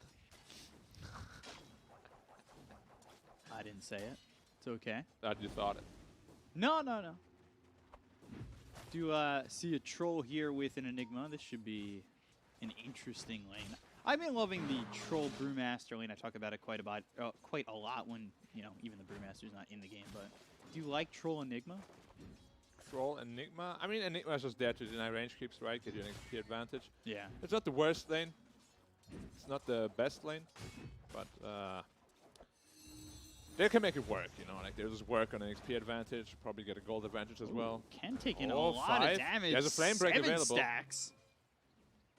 Oh boy. 8 now. Yeah, he needs to be really careful about where he approaches this. Look at the damage on a can. Oh my god. One more. Yeah, he's got it. First blood for Carl. That was a very greedy orb. You have 7 stacks on you. You throw the orb out. You run back in, and get 2 more stacks on you. That was completely unnecessary. Man, that was a lot of damage on 9 stacks. Yeah, I mean, 9 stacks. How much is that? Do the math. 90, and then 108 bonus damage per hit. Plus flame break, of course. Chad, is that NA math or did he do it correct? That's EU math right there. Okay, so I would have said like any random number close. Yeah, but that's fine. You just guess when you're in NA. That's just what they do in math, though. Like in school, you never actually give the correct answer. You just give the answer you think is acceptable. Right. Look at this. Hey, 7 stacks 7 again. stacks again. Now 8. He might even fight this, but under the tower makes it a little bit more difficult. He did have 3 bottle charges. Maybe could have gone for that. He has to be, yeah. He could have maybe gone for the Firefly and Fairy Fire, but he has to be so careful on Puck. Like, it's the second time he got caught out like that. You got Magic 1 charges, sure, but there's only so much health to work with, Right. So just about getting that 4-minute mark. I'm trying to see who else is going to come over except for the Earth Spirit, who's made the rotation so far. Not sure we'll see anybody else come over just yet. I don't really think Enigma gets anything done, and Zephyr a little bit just in his own lane at the moment. 9 charges again. Yeah, He's they're gonna dead. get that kill on a can. They've got him one more time. This time, at least, Carl should get traded. Yeah, that's a lot of XP for the Earth Spirit, who also will get the bottom at DD. Maybe he will leave it for the Puck. Oh, Cuckoo. So close. Yeah, he's going to leave the DD rune for the Puck. He's going to come back to the lane momentarily. But he's over a whole level behind on the Puck. Earth Spirit doing a good job at just protecting the creep wave, though. Oh, he did not even go into bottle. Okay. Interesting. When bat hits 6, it's very easy to die on the Puck. Yeah. You have to be really careful. You get like 4 stacks on you, you can die really easily. And Earth Spirit is really just camping there, And I mean, I guess DK doesn't really need to help against the Enigma Troll. Oh, bad ready to beat bottom, actually. Yeah, they want to go on a Rapido. Carl coming in. Flame Break pushes him back, perfectly placed. And now Rapido's just going to drop. No, that's a great rotation. Yeah. Not even I expected that. How would DK possibly expect that? Radiant are scanning. He has Lasso to work with. BDZ needs to be away. careful. Break again, going for the the lasso! He should have this kill, maybe. Yep, stun. Whitemon coming in. There's the stop on the TP. Gets that help and gets the kill. Carl moving around, making a lot happen. A lot of space for the Puck, though, who's now caught up in levels again. But yeah, you definitely helped out your side lanes a lot with those rotations. So definitely worthwhile for Carl. Sacrificing his own game a little bit for his teammates. Always happy to see it. Unless I'm the one doing it. Yeah. Well, if it's me, it's never anything right. Yeah. Well, that's fine, though. Mistakes, make you learn the most. How's this bounty doing? Sitting He's not doing 2K, terribly. is even with the DK right now, it's not terrible. Yeah. And they will have Trek. I mean, Trek plus Bad Rider can really do a lot of work. And I think the difference here right now, at least, is the bounty hunters we've seen, it's been like 4 kills total in like 15 minutes when we see bounty hunters in their previous games. This feels like it's going to be a lot more aggressive. Yeah, and they also were +1 and 4 rather than 3. I feel like Bounty Hunter's best position is 3, in my opinion. Like, it just fits him the most. Oh, they're going on him. They have a dust on Earth Spirit rolling in. Yeah, they're going to Don't roll. connect. They're going to dust. They've got 3 heroes here. And He has 13 they've magic got ones. Carl Carl's trying here. to rotate. Now Cuckoo might be able to take advantage of this. He's silenced up. Getting run down. Shikuchi. Yeah, that'll finish off Cuckoo. But BDZ, he's a shared bounty. Carl's still going in on this. Now the Dream Coil comes out from a rotation from Ken. Trying to survive, uses that Flame Break, snaps the Dream Coil at the last second. Yeah, absolute last second. And now we see the rotation from Puck come in. Getting a little bit of revenge here. And he has a region room to work with as well. So Puck's game is really, really good again. Same net worth as the Bad Rider. And, you know, feels like nothing ever happened to him. Yeah. Those solo kills do not matter. Can't believe he's done so much and he's only sitting 4th on the net worth. Yeah. Look over Another Cuckoo TP bottom once from Bad again, Rider. And it looks like maybe the bounty dies this time, and by maybe it's almost looking certain with the Shikuchi, and that hits onto the bounty hunter. Meanwhile, bottom, Same thing. Rapido, same thing, same rotation, same aggression. Yeah, both offlaners having a very rough game. Radiant's middle tower But is under the attack. good thing is with Bounty Hunter, you don't need much more than level 6 to get back into the game. One track kill here and there is really going to accelerate that farm. Top tower looks like it's just going to fall though. They have no glyph. It's a very early top tower. Yeah, just 8 minutes in, right at that 8-minute mark, it goes down. Radiant's top tower. They have a lasso here on the puck, but Radiant's middle tower. Break. He has a Okay, shield, he he has a hits shield. it. And now the Dream Coil comes in, but after the Aphotic Shield's placed, they've got the lasso, they'll pull him back, they've got the Firefly, they get the kill on a 1, they look over at BDZ, Swarm comes in, White Mine immediately TPing out, Zephyr, Bounty. Swashbuckle, disarm, Bounty's in, but now the Shikuchi, Zephyr dead, but going after RR. one more shuriken up soon. Ooh, can he get the kill? There it is. And double 6. Track Now he's now got picked up. track. And they're playing aggressive. They are playing really, really aggressive, and I like this with a Bounty Hunter lineup. We just, and I know I'm reiterating myself. but Bottom we again. just haven't seen this from this kind of lineup. And now they're going in on a Rapido. They've got the Flame Break every single time. This has been perfect from the Bat Rider. He doesn't have Lasso to work with this time. They will get the kill. He tries to get away. Aced it. Ooh, needs to be careful. still fighting but back, too. He does have 2 bottle charges as well. Yeah. I mean, as I said, Carl is a really good Bad Rider player. He knows the in and outs of the hero pretty well. Almost finishing up his travels now. And this Troll is having a very free game, but so is Weaver. Like, he is sitting at the top of the net worth quite comfortably. But his DK is struggling. 0-3-0 now. Just picked up level 6. And will probably now look to pressure bottom tower with the dragon form. Carl, though, he's got level 8, so he could take the stack easily. On top of which he'll have the boost What's to that, is it travel quad? finished. Quad stack. Yeah. Oh, there's going to be a lot of gold and level infusion. They're going after the troll. Jackie getting caught. He does have that ulti if he can get it off. Stun. Still holding it. Jackie. Ooh. They do have a black hole. Black hole comes in. That's through onto the Earth Spirit. They've got the track. They're trying to get these kills. And that bounces over on the Yoi. They'll get the kill on the BDZ. I'm not certain he was tracked when he died. He was not. The shield perched it off. Yeah. Didn't reapply the track, and Radiant's middle it's a kill, but it's not a track kill. Yeah, I'm surprised Jackie got caught out by that because it was a very natural rotation that would happen by the Dire. Nobody showed top, nobody showed middle, so there's not many places they could possibly go to. Bottom lane, they're still pushing in, trying to take another tier 1 tower. They're going to TP over Bad Rider. multiple heroes. They don't have Black Hole to work with, but they can defend this. If the side of Execration aren't careful, they're going with the Rolling Thunder. That's going to hit for the Dragon Knight as well as this Drag. Abaddon. There's the track with the lasso coming through. Rapido low, and he'll fall. So will RR. That's, Double kill for Carl, and both tracked. Yeah, that is. You can see the net worth. There's a 2K net worth suddenly, where they just jumped up and top tower getting a lot of pressure. Puck defending it. I mean, track is really, really like so broken when you get these kills. You know, like every kill is worth something like 600 gold And rather if than you're- 200. You have this lineup that can play aggressive, and if you build the right way for Troll, they can join these fights pretty early on. Yeah, and he's probably still, yeah, he's going to Battle Fury anyways, just to be the late game security, you know, because they have a lineup that can fight really well, just 3 heroes even. They don't even need Enigma. Rolling Thunder plus Bad Rider plus Bounty Hunter has a lot of damage and a lot of chaos in the team fight. All these tracks and shurikens flying around, Bad Rider flying in. Choosing to go Blink Dagger this game rather than BKB on Bad Rider. Interesting. Usually you just see that travels straight into the BKB. And then DK going Meteor Hammer.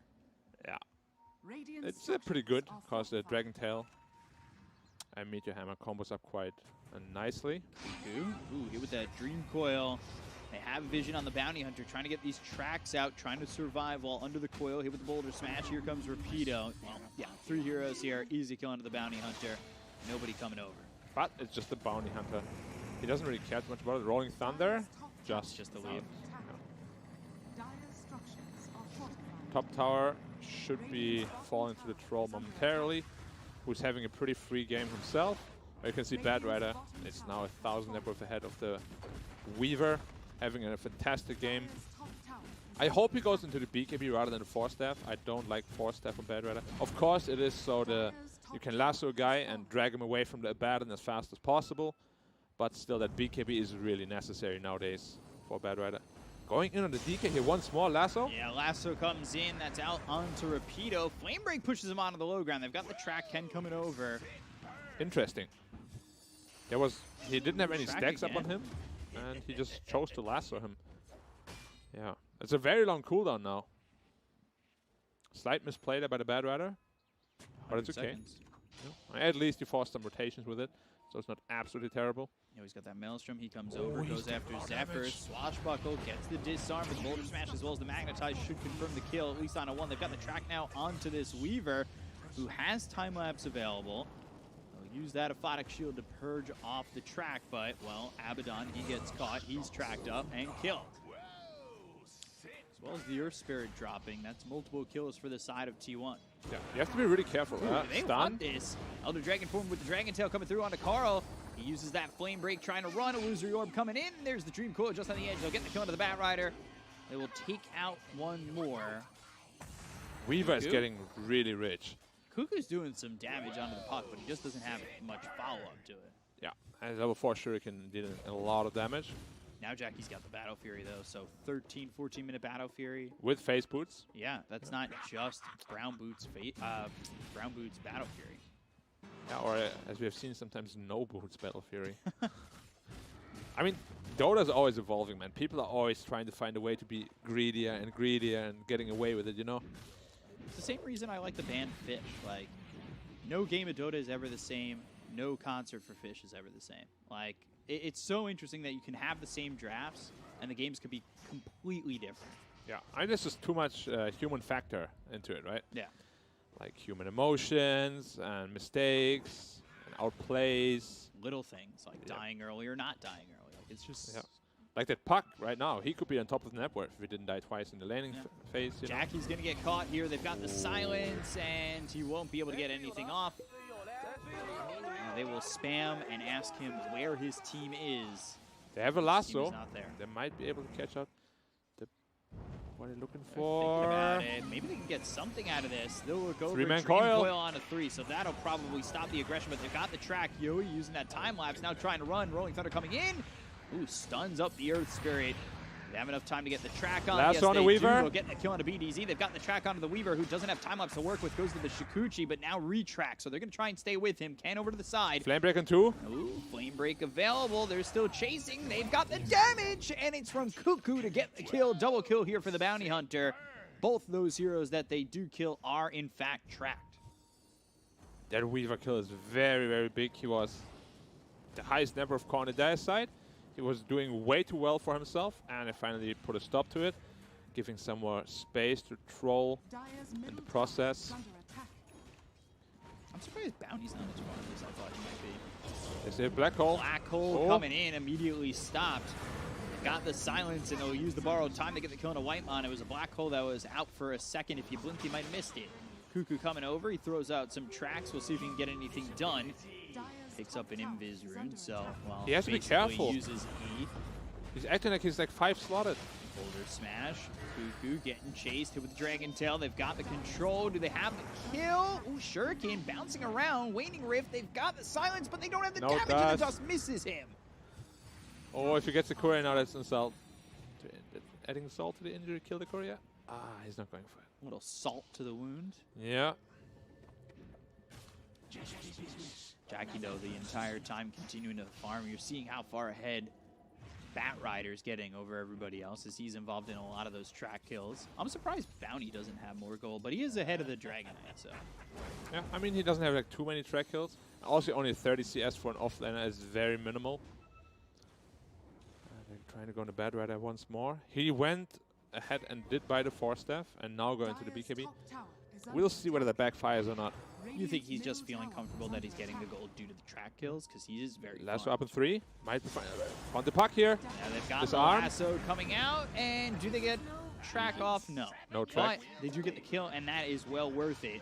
A Photic Shield purging the track. They're rolling in. Whitemon in trouble. Again, doesn't have Black Hole to work with. Puts down the Midnight Pulse. Cuckoo on the run. Magnetic Rip, that's going to silence up this Pangolier, as well as the Boulder Smash and the damage coming up from Yo. He goes out of the high ground, looks to the rolling Thunder. Shield crash down low, but not enough to get him away safely. This is aggression coming out from Execration that works sometimes. It's being countered at points, but they are getting away with quite a bit. Yeah, you just have to be careful because these small skirmishes, you know, when it's an even trade, it's really not that even because T1 is getting all these track kills, which is putting them ahead 4K at this point. They're TPing in Cuckoo.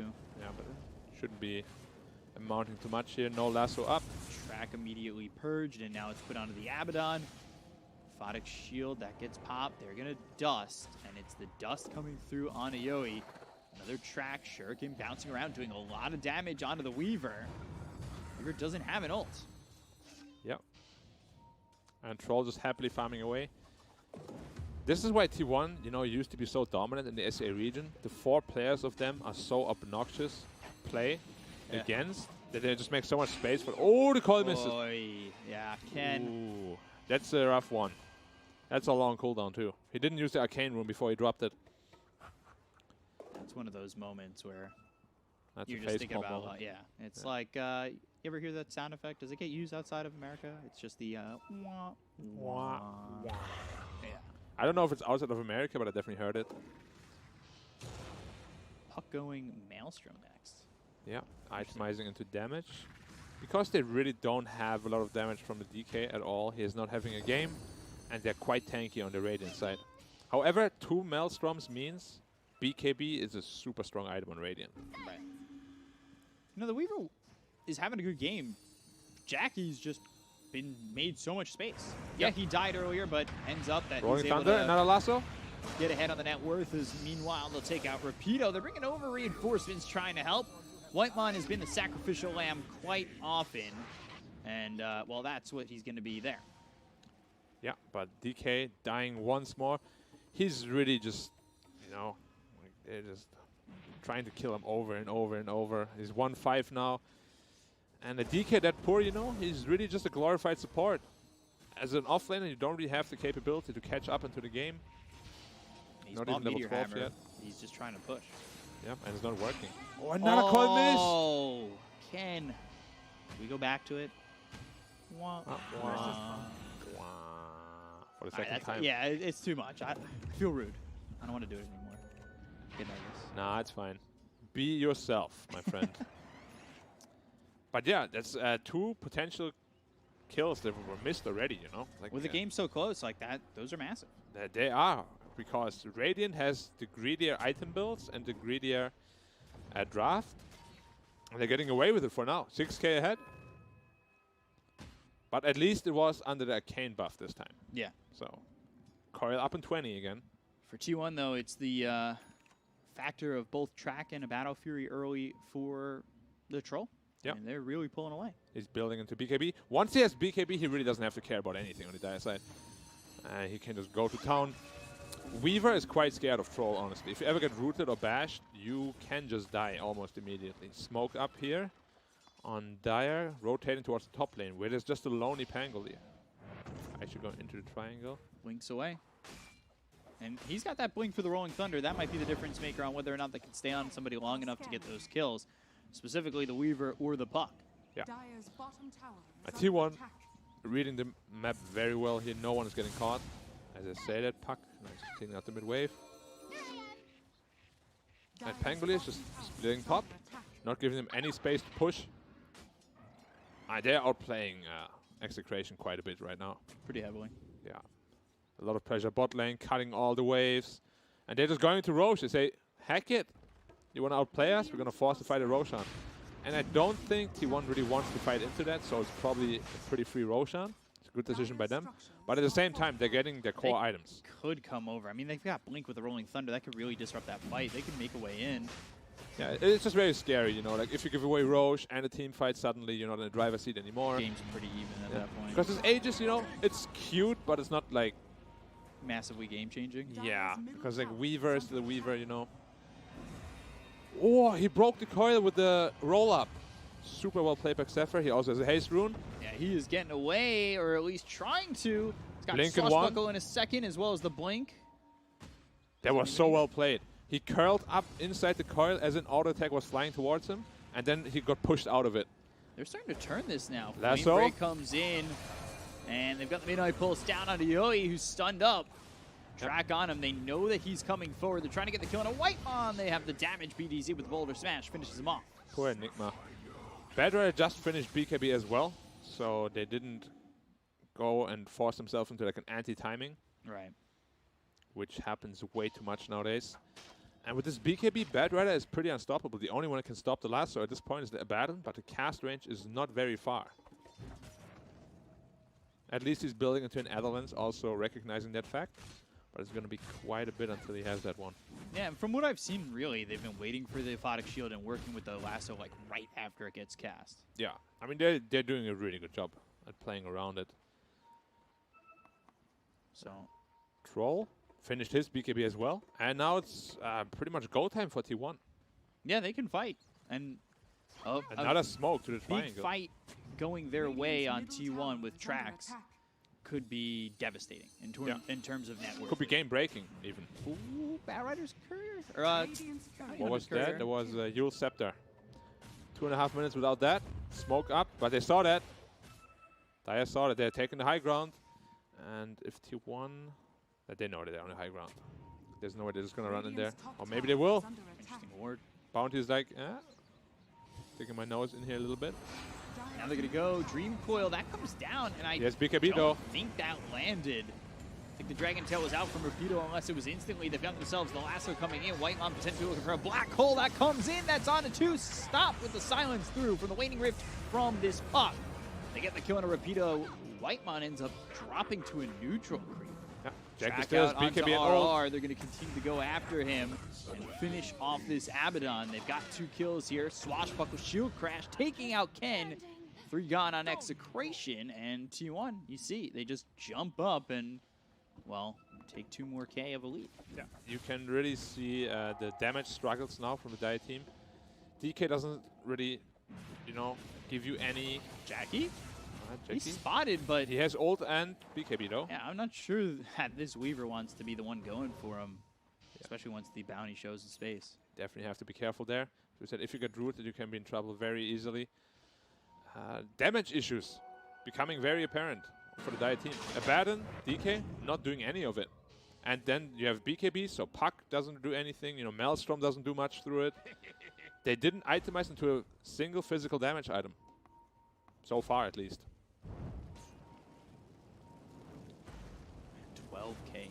The lead just jumps. Yeah, I mean, every track kill is just so massive. With level 2 track, how much is that? 80 on top of the bounty already, and then bounty himself gets 225 per kill. If you get multiple, Are scanning. it's just literally 1k gold per kill. Yeah. That's pretty crazy. Can really Roll, be miss. pretty gross. And that's, I think, the biggest difference we see in bounty here and the ones in previous games is that he's actually in offlane position, you know, and he has a team that can actually fight with him. Like, he's not forced to farm. With all the bounty games combined, I don't think they've had as many kills as this one game with the Bounty Hunter. Yeah. every time anyone had a bounty, they struggled heavily. And that's the thing, RR it's only caught out 22. here. They're going to go in onto Jackie. He gets that ult off just in time. He's looking over at the DK. And this is Rapido caught, Rapido killed, and now the rest, they're on the high ground trying to make something happen with the Dream Cooler drop down. They've got the silence onto this Enigma. He'll get focused. He's gone for 45. BDZ, he's next to fall on the side of Execration. They've got 2 heroes dead. They go after Jackie again. He goes around the trees and away from Execration. Oh, just surviving. But Yoey doesn't want to give up on this. Swashbuckle ends up missing the Aphotic Shield. It's out onto the Weaver. Shikuchi and a Aphotic Shield pop should be enough with a couple right clicks. And oh, Jackie through the trees. Don't tell me he gets away. Swarm, Ken's here. No chance, right? Oh my God, he made space though. He did. A slight misplay by him. He used BKB and ult together. I'm never a big fan, or not never, but most of the time I feel like it's very unnecessary. Very exposed after both cooldowns have been expended. If he had one of them, you can see it here. As soon as they initiate on him, he just pops BKB ult straight away, and very premature in my opinion. Like if you just pop one of them, you keep the other one for later into the fight. It'll be much better for you. They do kill the Dragon Knight, pop the Abaddon ulti, but you can see Troll, he can't fight anymore. Yeah. Now he's just kind of running. Yeah, that's the biggest problem of the Radiant side here. They don't have really damage without a Troll. Bad Rider still cleans up the supports, but it's not what you want from your Troll, Like, you want him to be there the entire fight and really deal that damage. On top of which, you just see Yoey rip through Cuckoo. Yeah, he also had a double damage rune on that fight, on the Weaver, so that helped out quite a bit. But Weaver itemization, I don't know if I'm a big fan of it. Linken's, Saint Yasha. It's a lot of gold invested and not a lot of damage. And they already have damage issues, as we spoke about. Right. Bad Rider now. When you lose at the stun. Follow up. Meteor Hammer. Dream Coil. Wow. Okay, putting it together, getting the kill on the Carl. Got a lot of damage. That's why Meteor Hammer is so good on DK. Or they connected on the Bounty Hunter, and he does.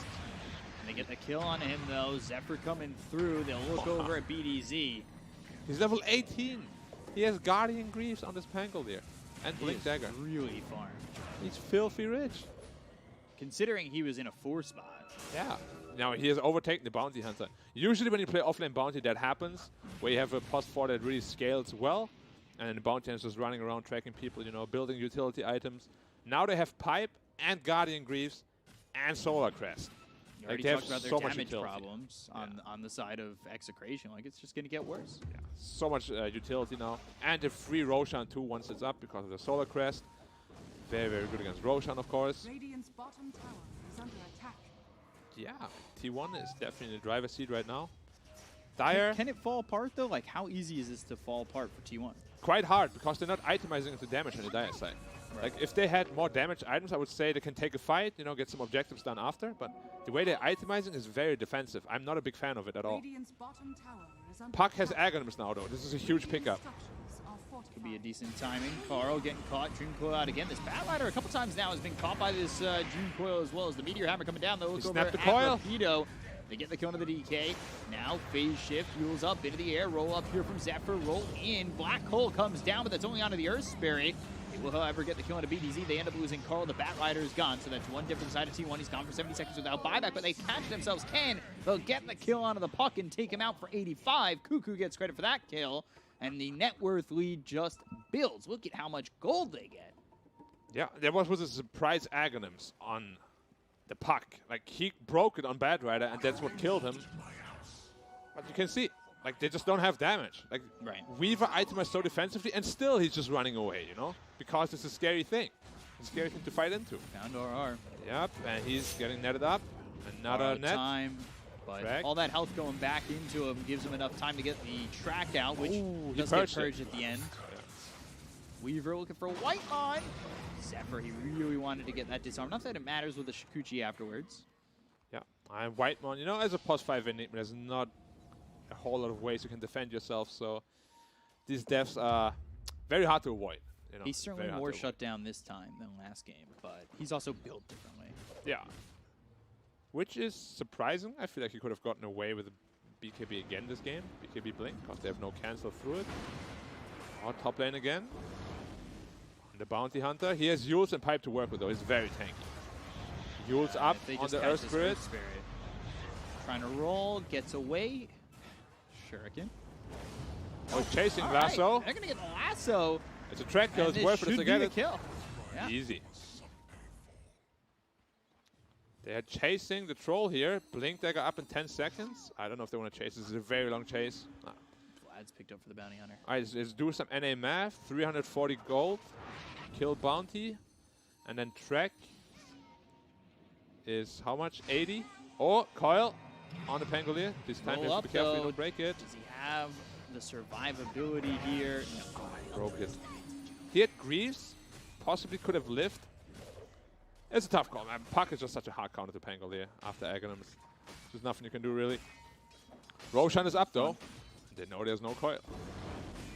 Pangolier has buyback. They might just commit into Roshan while they're taking the bot tower. I think that's exactly what they're looking to do here. Be the worst trade to make. Yep. And this Roshan falls fast. They have Solar Crest, they have Troll. And it's already too late.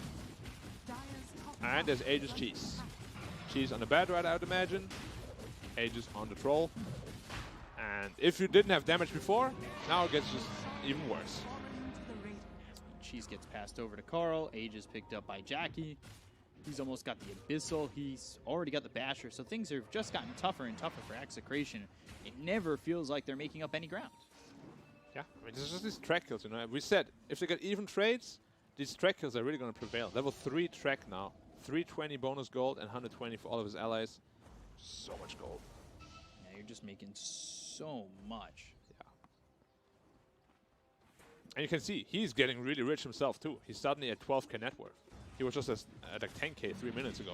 And he's catching up to this puck. Yeah, a lot of track kills. I mean, every track kill is basically just, you know, like 500 gold for him. So.